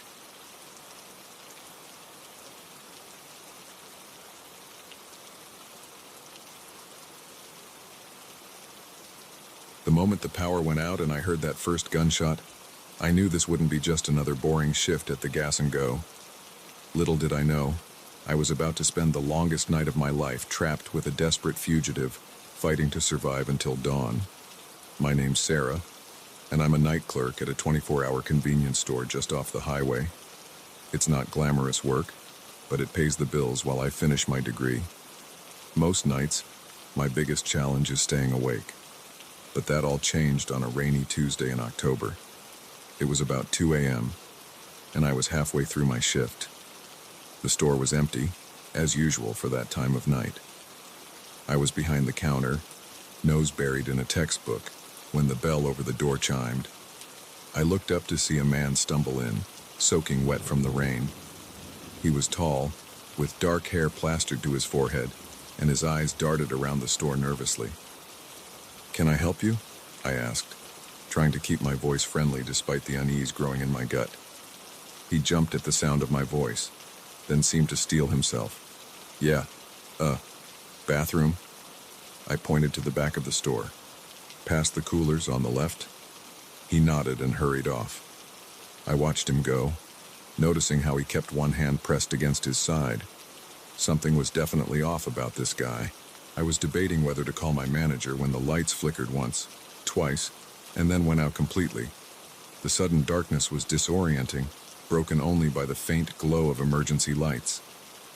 "Great," I muttered, reaching for the flashlight we kept under the counter. Power outages weren't uncommon during storms, but they were always a pain. That's when I heard it. A car pulling up outside, its headlights cutting through the gloom. Then another, and another. I moved to the front of the store, peering out the rain-streaked windows. 3 police cruisers had pulled into the parking lot, their lights flashing silently in the darkness. Officers were getting out, guns drawn. My heart leapt into my throat. What the hell was going on? "Don't move." The voice came from behind me, low and threatening. I turned slowly to see the man from earlier. He had a gun pointed at my chest. I said, "Don't move," he growled. "Okay," I said, raising my hand slowly. "Okay, just take it easy." "Is there another way out of here?" he demanded. I shook my head. "Just the front door and the emergency exit, but that'll trigger an alarm." He cursed under his breath, running a hand through his wet hair. That's when I noticed the blood seeping through his shirt where he'd been holding his side. "You're hurt," I said, the words tumbling out before I could stop them. His eyes narrowed. "Oh, shut up, just shut up and let me think." Outside, I could hear muffled voices. The police were surrounding the building. "This is the police. We have the building surrounded. Come out with your hands up." The man's face contorted with panic and rage. "Damn it." He grabbed me roughly by the arm, pulling me away from the windows. "Get down behind the counter. Now." I complied, my legs shaking so bad I nearly fell. He crouched beside me, gun still trained on me. "What's your name?" he asked suddenly. Sarah," I stammered. "Okay, Sarah. Here's what's going to happen. You're going to be my ticket out of here. You do exactly what I say, and you might just survive this. Understand?" I nodded, not trusting myself to speak. "Good. Now, is there a back room, somewhere away from the windows?" "The stock room," I managed to say, "through that door behind us." He nodded. "All right, we're going to move there. Slowly. Any sudden moves and—" He left the threat unspoken, but the gun pressing into my ribs made his meaning clear. We made our way to the stockroom, a cramped space filled with shelves of inventory. He closed the door behind us, then slumped against it, breathing heavily. In the dim light of my flashlight, I could see how pale he was. The wound in his side was worse than I'd thought. "You need a doctor," I said. He laughed bitterly. "Yeah, well, that's not an option right now." "What did you do?" I asked, immediately regretting the question. His eyes hardened. "Nothing I'm going to tell you about. The less you know, the better." We fell into an uneasy silence, broken only by the muffled sounds of police activity outside and the steady drip of rain from a leaky corner of the roof. After what felt like hours but was probably only minutes, there was a crackle of static, and then a voice boomed through a megaphone. "This is Detective Ramirez. We know you're in there, Jackson. There's no way out. Come out now, and no one has to get hurt." The man, Jackson apparently, tensed. "They're lying," he muttered. "The moment I step out that door, they'll put a bullet in my head." I didn't know what to say to that. Part of me wanted to tell him to give himself up, that it was his best chance. But the wild look in his eyes told me that would be a bad idea. Instead, I asked, "How bad is it? Your wound, I mean." He glanced down at his side, grimacing. "Bad enough? Bastard got a lucky shot in during the escape." I have some first aid training," I offered hesitantly. "If you let me, I could try to help." He stared at me for a long moment, suspicion warring with pain in his eyes. Finally, he nodded. "Fine, but try anything stupid, and—" "I know," I interrupted. "You'll shoot me. I get it." I found the store's first aid kit and set to work. Up close, the wound looked nasty, a deep gash that was still bleeding sluggishly. I cleaned it as best I could and applied a pressure bandage. As I worked, I tried to keep him talking, partly to distract him from the pain, partly to try and understand what was happening. "So, Jackson, that's your name, right? How'd you end up here?" He snorted. "You really want to know? Fine. I was in county lockup, awaiting trial. Some of my old Associates arranged a breakout. It went sideways. I got shot. The getaway driver panicked and left me behind. I've been running ever since. "What were you in for?" I asked, taping down the edges of the bandage. He was quiet for so long I thought he wasn't going to answer. Then, softly, "Armed robbery. But they're trying to pin a murder on me too. A cop who got in the way." I felt a chill run down my spine. This man was dangerous, maybe even a killer, and I was trapped in a small room with him. "I didn't do it," he said, as if reading my thoughts. "The murder, the robbery, yeah, that was me. But I never killed anyone." I didn't know whether to believe him or not. But looking into his eyes, I saw something there. Fear, yes, but also a flicker of hope, desperation. "Why should I believe you?" I asked. He shrugged, wincing at the movement. "You shouldn't, but it's the truth. Not that it matters now. They'll never believe me." We lapsed into silence again. Outside, I could hear the police trying to negotiate, but Jackson ignored them. As the hours dragged on, I found myself in the surreal position of having something like a normal conversation with my captor. We talked about our lives, my studies, his troubled past. In another context, it might have been almost friendly, but reality would intrude. Every time he shifted and I saw the gun, every time the police called out, I was reminded of the danger I was in. As dawn approached, Jackson grew more agitated. The wound was clearly taking its toll, and he was running out of options. "They're going to come in soon," he said, his voice hoarse.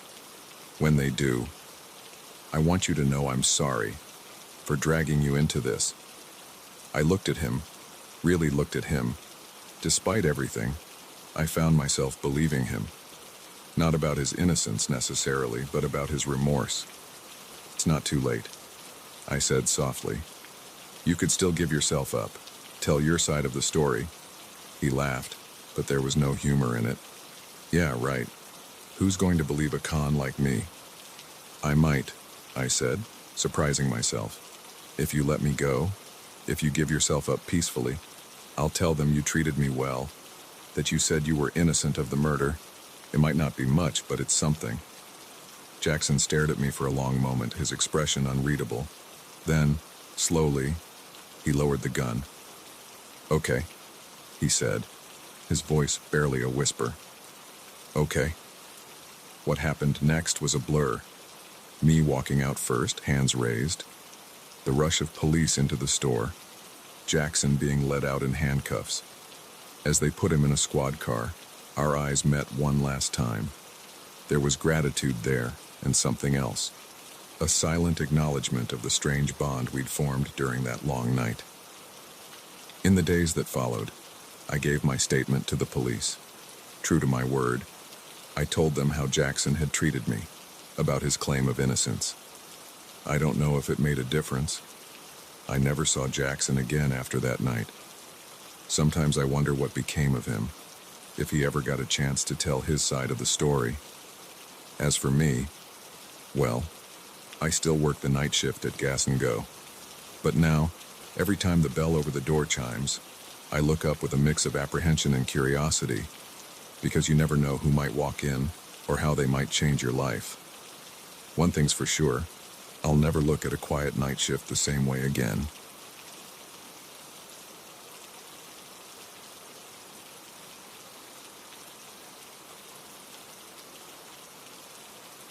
The moment I saw his thumb jutting out on the side of that lonely stretch of highway, I knew I should have kept driving, but I didn't. And that decision turned a routine road trip into a life-or-death struggle I'll never forget. My name's Jack, and I'm just an ordinary guy who made one simple mistake. I picked up a hitchhiker. It sounds so innocuous, doesn't it? A good deed, even. But sometimes, the road to hell really is paved with good intentions. It was a crisp autumn evening, and I was driving back from a business trip in Chicago. The sun was setting, painting the sky in brilliant shades of orange and pink. I'd been on the road for hours, the monotony of the highway broken only by the occasional rest stop or small town. That's when I saw him, a lone figure on the side of the road, thumb outstretched. He was young, maybe mid-20s, with a scruffy beard and a worn backpack at his feet. As I approached, he looked up, his eyes meeting mine through the windshield. I don't know what made me do it. Maybe it was the weariness in his stance, or the fading light that made me worry about him being stuck out there after dark. Whatever the reason, I found myself slowing down, pulling onto the shoulder just ahead of him. He jogged up to the passenger side, a grateful smile on his face as I rolled down the window. "Hey, thanks for stopping," he said. "I've been out here for hours." "Where are you headed?" I asked, still not quite sure why I was doing this. "Just up to the next town, if that's okay. Name's Mike, by the way." I hesitated for a moment, then nodded. "Hop in. Mike, I'm Jack." As he settled into the passenger seat, I caught a whiff of cigarette smoke and something else I couldn't quite place. He tossed his backpack in the back seat, and I pulled back onto the highway. For the first few miles, we made small talk. He told me he was a freelance photographer, traveling the country for work. I shared a bit about my job in sales, my family back home. It was all very normal, very mundane. But then I noticed something. Every time I mentioned my home, my family, Mike would tense up almost imperceptibly. His responses became shorter, his gaze fixed firmly on the road ahead. "You okay?" I asked, glancing over at him. He startled slightly, then forced a smile. "Yeah, just tired. Been a long day, you know?" I nodded, but I couldn't shake the feeling that something was off. The easy rapport we'd had earlier was gone, replaced by a tension I couldn't quite explain. As we drove on, the sun dipped below the horizon, plunging the world into twilight. The highway stretched out before us, empty, save for the occasional passing car. That's when Mike spoke up again. "Mind if we take a little detour?" he asked. His voice casual, but with an undercurrent of something. "There's a scenic overlook just off the next exit. Great place to stretch our legs." I hesitated. We were in the middle of nowhere, and the idea of pulling off onto some dark side road with a stranger suddenly seemed like a very bad idea. "I don't know," I said slowly. "It's getting pretty late. I should really keep going." Mike's demeanor changed in an instant. The friendly facade dropped away, replaced by a cold, hard stare. "That wasn't a request," he said, reaching into his jacket and pulling out a wicked-looking knife. "Take the next exit, now." My heart leapt into my throat, my hands tightening on the steering wheel. This couldn't be happening. It was like something out of a movie, not real life. "Look, Mike," I said, trying to keep my voice steady. "You don't want to do this. Whatever's going on, we can figure it out. Just put the knife away and—" "Shut up and drive," he snarled, the blade now pressed against my ribs. "Next exit, or things are going to get really unpleasant." With no choice, I took the exit. The road quickly became narrow and winding, leading us deeper into the dark countryside. My mind raced, trying to figure a way out of this nightmare. "Pull over here," Mike ordered as we reached a clearing overlooking a steep ravine. I did as he said, my palms sweaty on the wheel. As soon as the car stopped, Mike grabbed my keys from the ignition. "Get out," he said, gesturing with the knife, "and don't try anything stupid." We both got out of the car, Mike keeping the knife trained on me as he moved around to the driver's side.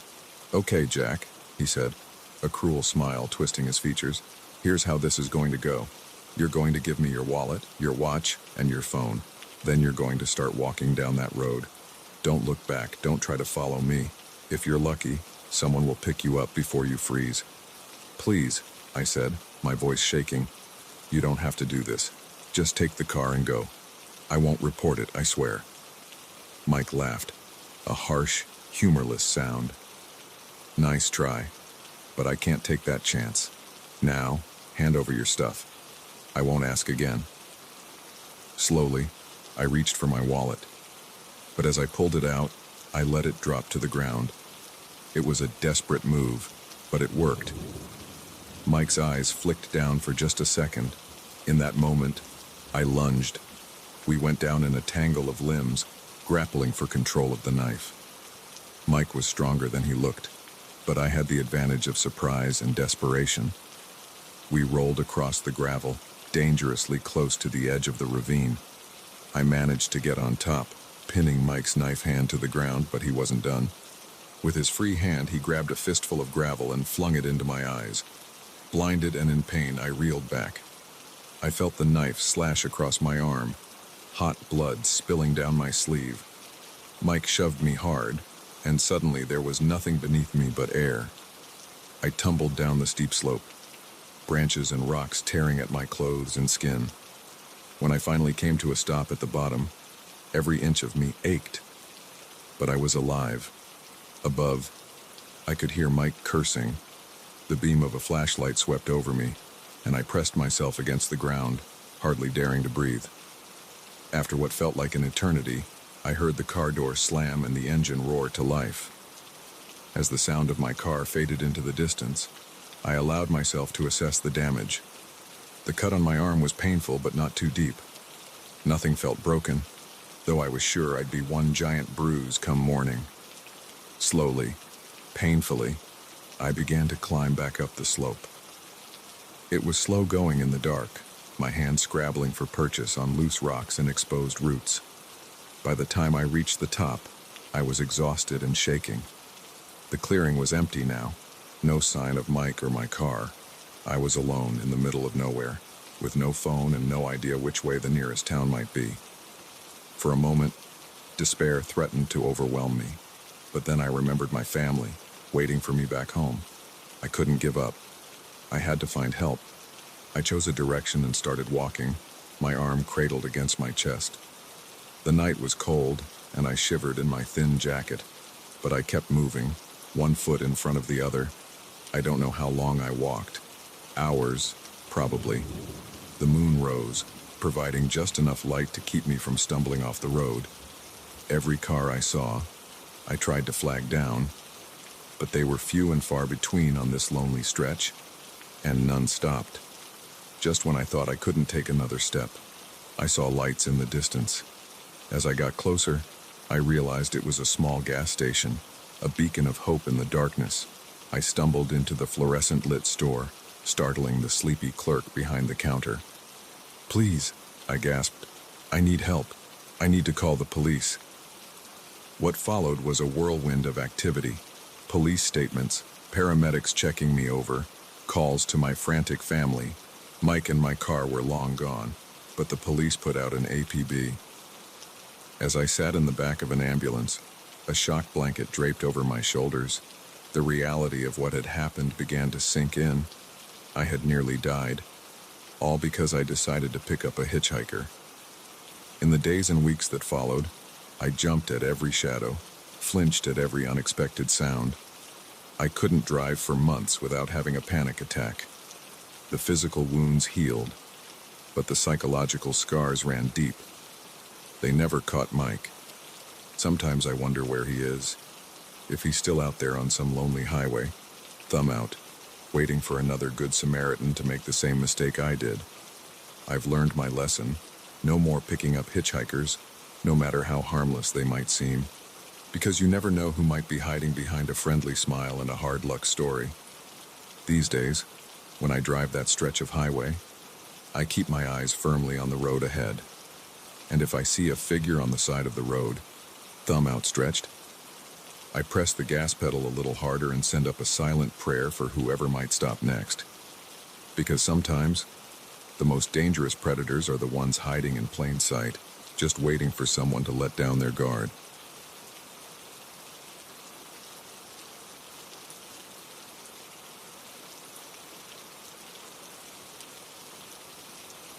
The moment I heard the lock click behind me, I knew this open house had just become a trap. What I didn't know was that the next few hours would push me to the very edge of survival, testing every ounce of wit and will I possessed. My name's Emily, and I'm a real estate agent in a small town just outside of Portland. It was supposed to be a routine Saturday afternoon, showing a charming Victorian home to potential buyers. But as I stood there, heart pounding, staring at the now locked front door, I realized this was anything but routine. It had started normally enough. I arrived early to set up, placing fresh flowers on the dining room table and opening curtains to let in the warm autumn light. The house was a beauty, all original hardwood floors and intricate moldings, a bit remote, tucked away at the end of a long, tree-lined drive, but that just added to its charm. My first clients were due at 2 p.m., but at 1:45 a man showed up, tall, well-dressed, with a smile that didn't quite reach his eyes. "Am I too early?" he asked, his voice smooth as silk. I put on my best realtor smile. "Not at all. I'm Emily. Would you like to start the tour?" He nodded, following me into the foyer. As I launched into my usual spiel about the home's features, I couldn't shake a growing sense of unease. The way he looked at me, rather than the house. The fact that he hadn't asked a single question. We were in the kitchen when I heard the front door close. Odd, I thought. I was sure I'd left it open for the other expected clients. "Excuse me," I said. "I should check on that." But as I turned to leave the kitchen, he grabbed my arm. His grip was like iron, his earlier charm evaporating. "I don't think so," he said, his voice now cold and hard. "You're not going anywhere." Fear surged through me as I realized the terrible truth. This man wasn't here to buy a house. He was here for me. I reacted on instinct, bringing my knee up hard. He grunted in pain, his grip loosening just enough for me to wrench free. I ran for the front door, my heels clattering on the hardwood. But when I reached it, my heart sank. Locked. And not with the simple latch I'd used earlier. This was serious hardware, probably installed while I'd been distracted with the tour. I spun around, looking for another escape route. The man was at the end of the hallway, recovering and looking furious. "That wasn't very nice, Emily," he growled. "Now we're going to have to do this the hard way." I bolted for the stairs, taking them two at a time. I could hear him behind me, his footsteps heavy on the old wood. My mind raced. I needed a weapon, a phone, anything. I ducked into the master bedroom, slamming the door and wedging a chair under the handle. It wouldn't hold him for long, but it might buy me some time. The room was large and with tall windows overlooking the backyard. For a moment, I considered trying to climb out, but a quick glance showed it was too far to jump. I'd break an ankle at best, and then I'd be helpless. I grabbed my cell phone from my pocket, but my heart sank. No signal. Of course. The remote location that had seemed so quaint earlier now felt like a death sentence. The door shuddered as he threw his weight against it. The chair scraped across the floor. It wouldn't hold much longer. I looked around desperately for a weapon. My eyes fell on a heavy crystal vase on the dresser. Not ideal, but it was better than nothing. I gripped it tightly, positioning myself beside the door. With a final crash, the door burst open. As he stumbled in, I swung the vase with all my might. It connected with a sickening crunch, and he went down hard. For a moment, I stood there, panting, the broken vase still clutched in my hand. Was he dead? The rise and fall of his chest told me no, just unconscious. But for how long? I had to find a way out, and fast. I searched his pockets, hoping for the key to the front door, but came up empty. He must have hidden it somewhere in the house. As I turned to leave the room, something caught my eye. A small notebook had fallen from his jacket. I picked it up, my blood running cold as I flipped through the pages. It was full of names, dates, and addresses. Other real estate agents, I realized. Other victims. This wasn't some random attack. This man was a predator, and he'd been doing this for a long time. And now, I was his latest target. The sound of him stirring snapped me back to reality. I didn't have much time. I ran down the stairs, my mind racing. The front door was out, but there had to be another way. I remembered the back door in the kitchen. It was worth a shot, but as I reached for the handle, My heart sank. Also locked, with the same heavy-duty hardware as the front. That's when I heard him, his footsteps slow and menacing on the stairs. "Oh, Emily," he called out, his voice dripping with false sweetness. "Don't make this harder than it needs to be. Come out now, and I'll make it quick." I bit back a scream of frustration. "Think, Emily, think." My eyes fell on the cellar door. It was a long shot, but it might be my only chance. I yanked it open and descended into the darkness, pulling the door shut behind me. The cellar was pitch black and smelled of damp earth. I fumbled for my phone, using its dim light to navigate. Old boxes and dusty furniture loomed like specters in the gloom. And there, on the far wall, I saw it. A small window, just big enough for a person to squeeze through. I made my way towards it, hope rising in my chest. But as I reached it, my heart sank. It was sealed shut, probably painted over years ago. Above, I could hear him moving through the house, calling my name. He'd figure out where I was soon enough. I was trapped. No, I refused to accept that. I was not going to die in this cellar, another name in that monster's notebook. I looked around frantically for something, anything I could use. My light fell on an old toolbox. I rummaged through it, my hands shaking. Screwdrivers, hammers, and there, at the bottom, a crowbar. I grabbed it and turned back to the window. It was now or never. I wedged the crowbar into the seam and pushed with all my might. The wood creaked and groaned but didn't budge. I could hear him in the kitchen now, his footsteps right above me. Any second, he'd find the cellar door. With a desperate surge of strength, I threw my whole weight onto the crowbar. There was a loud crack, and suddenly, blessedly, the window popped open. Fresh air rushed in, along with the sound of approaching sirens. My 2 p.m. clients must have called the police when they found the house locked up. I scrambled through the window, scraping my arms and tearing my clothes. But I didn't care. I was out. I was free. I ran towards the sound of the sirens, not daring to look back. As I reached the front of the house, I saw police cars pulling up, officers jumping out with guns drawn. "Help!" I screamed, waving my arms. "He's inside. He tried to kill me." What followed was a blur of police statements, paramedics checking me over, and my boss arriving, white-faced with shock. The man, it turned out, was wanted in 3 states for similar attacks. They found a kill kit in his car, along with trophies from previous victims.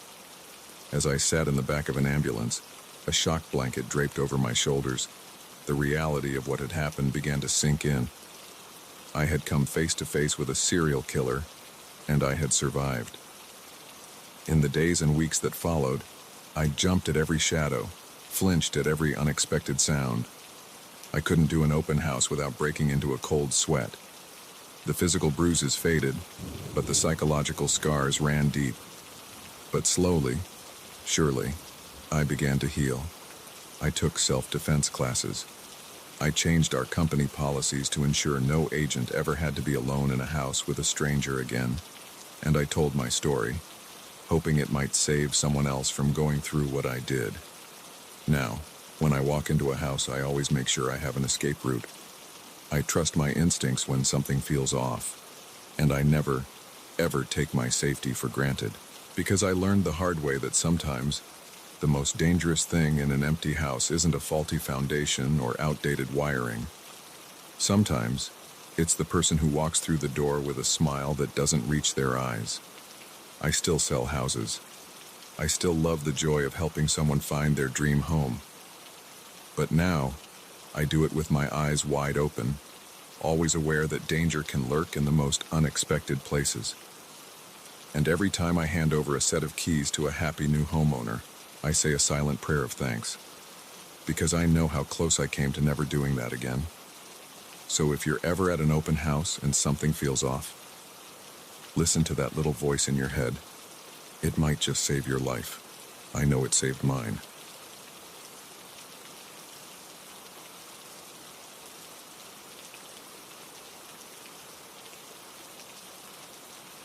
The moment I saw the body wash up on our pristine beach, I knew our romantic getaway had just become a nightmare. What I didn't realize was that it was only the beginning of a terrifying ordeal that would push us to the very limits of survival. My name's Alex, and what was supposed to be a week of sun, sand, and serenity with my girlfriend Mia turned into a desperate fight for our lives. It all started on a Tuesday, our third day on the small, private island we'd rented for a much-needed vacation. We'd spent the morning snorkeling in the crystal-clear waters, marveling at the colorful fish and coral reefs. As we walked hand in hand along the beach, basking in the warm afternoon sun, Mia suddenly stopped, her grip on my hand tightening. "Alex," she said, her voice tight with shock. "Look." I followed her gaze and felt my stomach drop. There, half buried in the wet sand at the water's edge, was a man. His bloated face was turned towards us, eyes wide and unseeing, skin pale and mottled. "Oh my God," I breathed, instinctively pulling Mia closer. "Is he?" But we both knew the answer. No one could survive long in that condition. We approached cautiously, some morbid sense of duty compelling us to check for any signs of life, however unlikely. As we got closer, I noticed something that made my blood run cold. A small, neat hole in the center of the man's forehead. This wasn't an accidental drowning. This man had been murdered. "We need to call the police," Mia said, her voice shaking. I nodded, already pulling out my phone, but as I held it up, searching for a signal, my heart sank. No bars. We were too far from the nearest cell tower. "The villa," I said. "There's a landline there. We can use that." We hurried back up the beach, constantly looking over our shoulders. The idyllic paradise we'd been enjoying just moments ago now felt ominous, every rustle of palm leaves and crash of waves hiding potential threats. As we approached the villa, something felt off. The door, which we definitely closed when we left, was slightly ajar. "Wait here," I told Mia, picking up a piece of driftwood to use as a makeshift weapon. I pushed the door open slowly, wincing at every creak. The interior was dark after the bright sunlight outside. As my eyes adjusted, I saw that the place had been ransacked. Drawers pulled out, contents strewn across the floor. Our suitcases had been emptied, clothes scattered everywhere. "Alex," Mia called from outside. "Is everything okay?" Before I could answer, I heard a noise from the bedroom. Footsteps. Someone was still here. I acted on instinct, slamming the front door shut and locking it, trapping whoever was inside with me, but more importantly, keeping Mia safe outside. "Run!" I shouted. "I get help!" I heard Mia's startled cry, followed by the sound of her feet on the wooden deck. Then a figure burst from the bedroom, tall and muscular, dressed in dark clothes. In his hand was a wicked-looking knife. For a moment, we just stared at each other, both surprised by the confrontation. Then he lunged. I swung my piece of driftwood, catching him on the arm. He grunted in pain but didn't slow down. The knife flashed in the dim light, and I felt a searing pain across my ribs as I barely managed to dodge. We grappled, crashing into furniture, neither of us able to gain the upper hand. He was stronger, but I was fighting for my life, for Mia's life. Adrenaline surged through me, dulling the pain from my wound. Somehow, I managed to knock the knife from his hand. It skittered across the floor, disappearing under a cabinet. He roared in frustration, his hands closing around my throat. Black spots danced in my vision as I struggled for air. In desperation, I brought my knee up hard. He doubled over, his grip loosening. I took the opportunity to slam my forehead into his nose. There was a sickening crunch, and he stumbled back, blood pouring down his face. I didn't wait to see if he'd recover. I ran for the door, fumbling with the lock. Just as I got it open, I felt his hand grab the back of my shirt. I spun, my elbow connecting with his already broken nose. He went down hard, and this time he stayed down. I staggered outside, gasping for air. "Mia," I called out. "Mia, where are you?" There was no answer. The beach was empty. No sign of her anywhere. Fear gripped me. Had there been more than one intruder? Had they gotten to her while I was fighting for my life inside? I was about to start searching when I heard a groan from inside the villa. The intruder was coming to... I couldn't leave him here to potentially hurt Mia if she came back. I needed to restrain him, to get answers. I found some zip ties in a drawer and secured his hands behind his back. As he regained consciousness, I demanded answers. Where's Mia? Who are you? What do you want?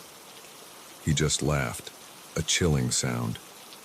You're in way over your head, boy. You have no idea what's going on here. Then enlighten me, I growled. He smirked, despite his battered face.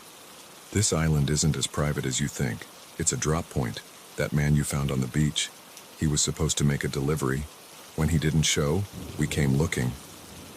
My mind raced. A drop point. For what? Drugs? Weapons? What about Mia? I demanded. Where is she? If she's smart, she's long gone by now. But don't worry. My partners will find her soon enough. Partners. There were more of them out there, and they had Mia. I needed to find her, fast, but I couldn't leave this guy alone, and I couldn't take him with me. I made a quick decision, using more zip ties to secure him to a heavy wooden chair. If anything happens to Mia, I said, leaning in close, I'll make you wish you'd never set foot on this island. He just smiled, showing blood-stained teeth. Good luck out there. You're gonna need it. I grabbed a kitchen knife and headed out, my heart pounding. The sun was setting, casting long shadows across the beach. Where would Mia have gone? Then I remembered. On our first day here, we'd discovered a small sea cave on the far side of the island. We'd joked about using it as a hideout if pirates ever attacked. It wasn't funny anymore. I made my way along the beach, staying close to the tree line for cover. Every snapping twig, every rustle of leaves made me jump. I was painfully aware of how exposed I was. As I neared the cave, I heard voices, men's voices, rough and angry, and then, blessedly, Mia's voice. She was alive. I crept closer, trying to get a better look. Two men, both armed, stood at the mouth of the cave. Mia was inside, her hands tied behind her back. Just tell us where it is, one of the men was saying. Your boyfriend must have found it when he searched the body. I don't know what you're talking about, Mia sobbed. Please, just let us go. I had to do something, but what? I was outnumbered and outgunned. Then I remembered the flare gun from the villa's emergency kit. I hadn't brought it with me, but maybe I could bluff. Taking a deep breath, I stepped out of my hiding place. Let her go, I said, trying to keep my voice steady. I have what you're looking for. The men spun around, guns raised. Where is it? One demanded. Not here, I said. It's hidden, and if anything happens to us, a flare will go up, alerting the authorities. So unless you want company, I suggest you back off. For a tense moment, no one moved. Then, slowly, the men lowered their weapons. Smart move, kid, the one who seemed to be in charge said. Now, where's the package? I gestured vaguely towards the villa. I'll take you there, but first, let Mia go. He nodded to his partner, who untied Mia. She ran to me, throwing her arms around me. I could feel her trembling. It's okay, I whispered. We're going to be okay. What happened next was a blur. As we walked back towards the villa, I managed to whisper to Mia about the flare gun. When we got close, I pretended to trip, using the distraction to grab a handful of sand. I threw it in the men's eyes, yelling at Mia to run. We sprinted for the villa, bullets whizzing past us. We barely made it inside, slamming the door shut behind us. The man I'd tied up earlier looked up in surprise. The flare gun, I gasped to Mia, in the emergency kit. She found it just as the men outside started battering the door. With shaking hands, I aimed it out the window and fired. The flare lit up the night sky, a bright red star of hope. In the distance, we heard the sound of a boat engine. The men outside cursed. Realizing their time was up, we heard them running away, leaving us alone in the suddenly quiet villa. As the sound of the approaching boat grew louder, Mia and I held each other, hardly daring to believe it was over. The authorities arrived soon after, alerted by the flare. The whole story came out. The island was indeed a drop point for a major drug smuggling operation. The man we'd found on the beach had been a mule who tried to double-cross his bosses. In the end, our vacation turned into weeks of police statements and court appearances. But we were alive, and the smuggling ring was shut down. Now, whenever Mia and I talk about taking a vacation, we joke about sticking to crowded tourist beaches, but beneath the humor, there's a newfound appreciation for each other and for life itself. Because we learned the hard way that paradise can hide dangers and that when pushed to the brink, we're capable of more than we ever imagined. Our peaceful beach getaway became a fight for survival, but it also showed us the strength of our love and our will to live, and that's a souvenir worth more than any seashell or snapshot.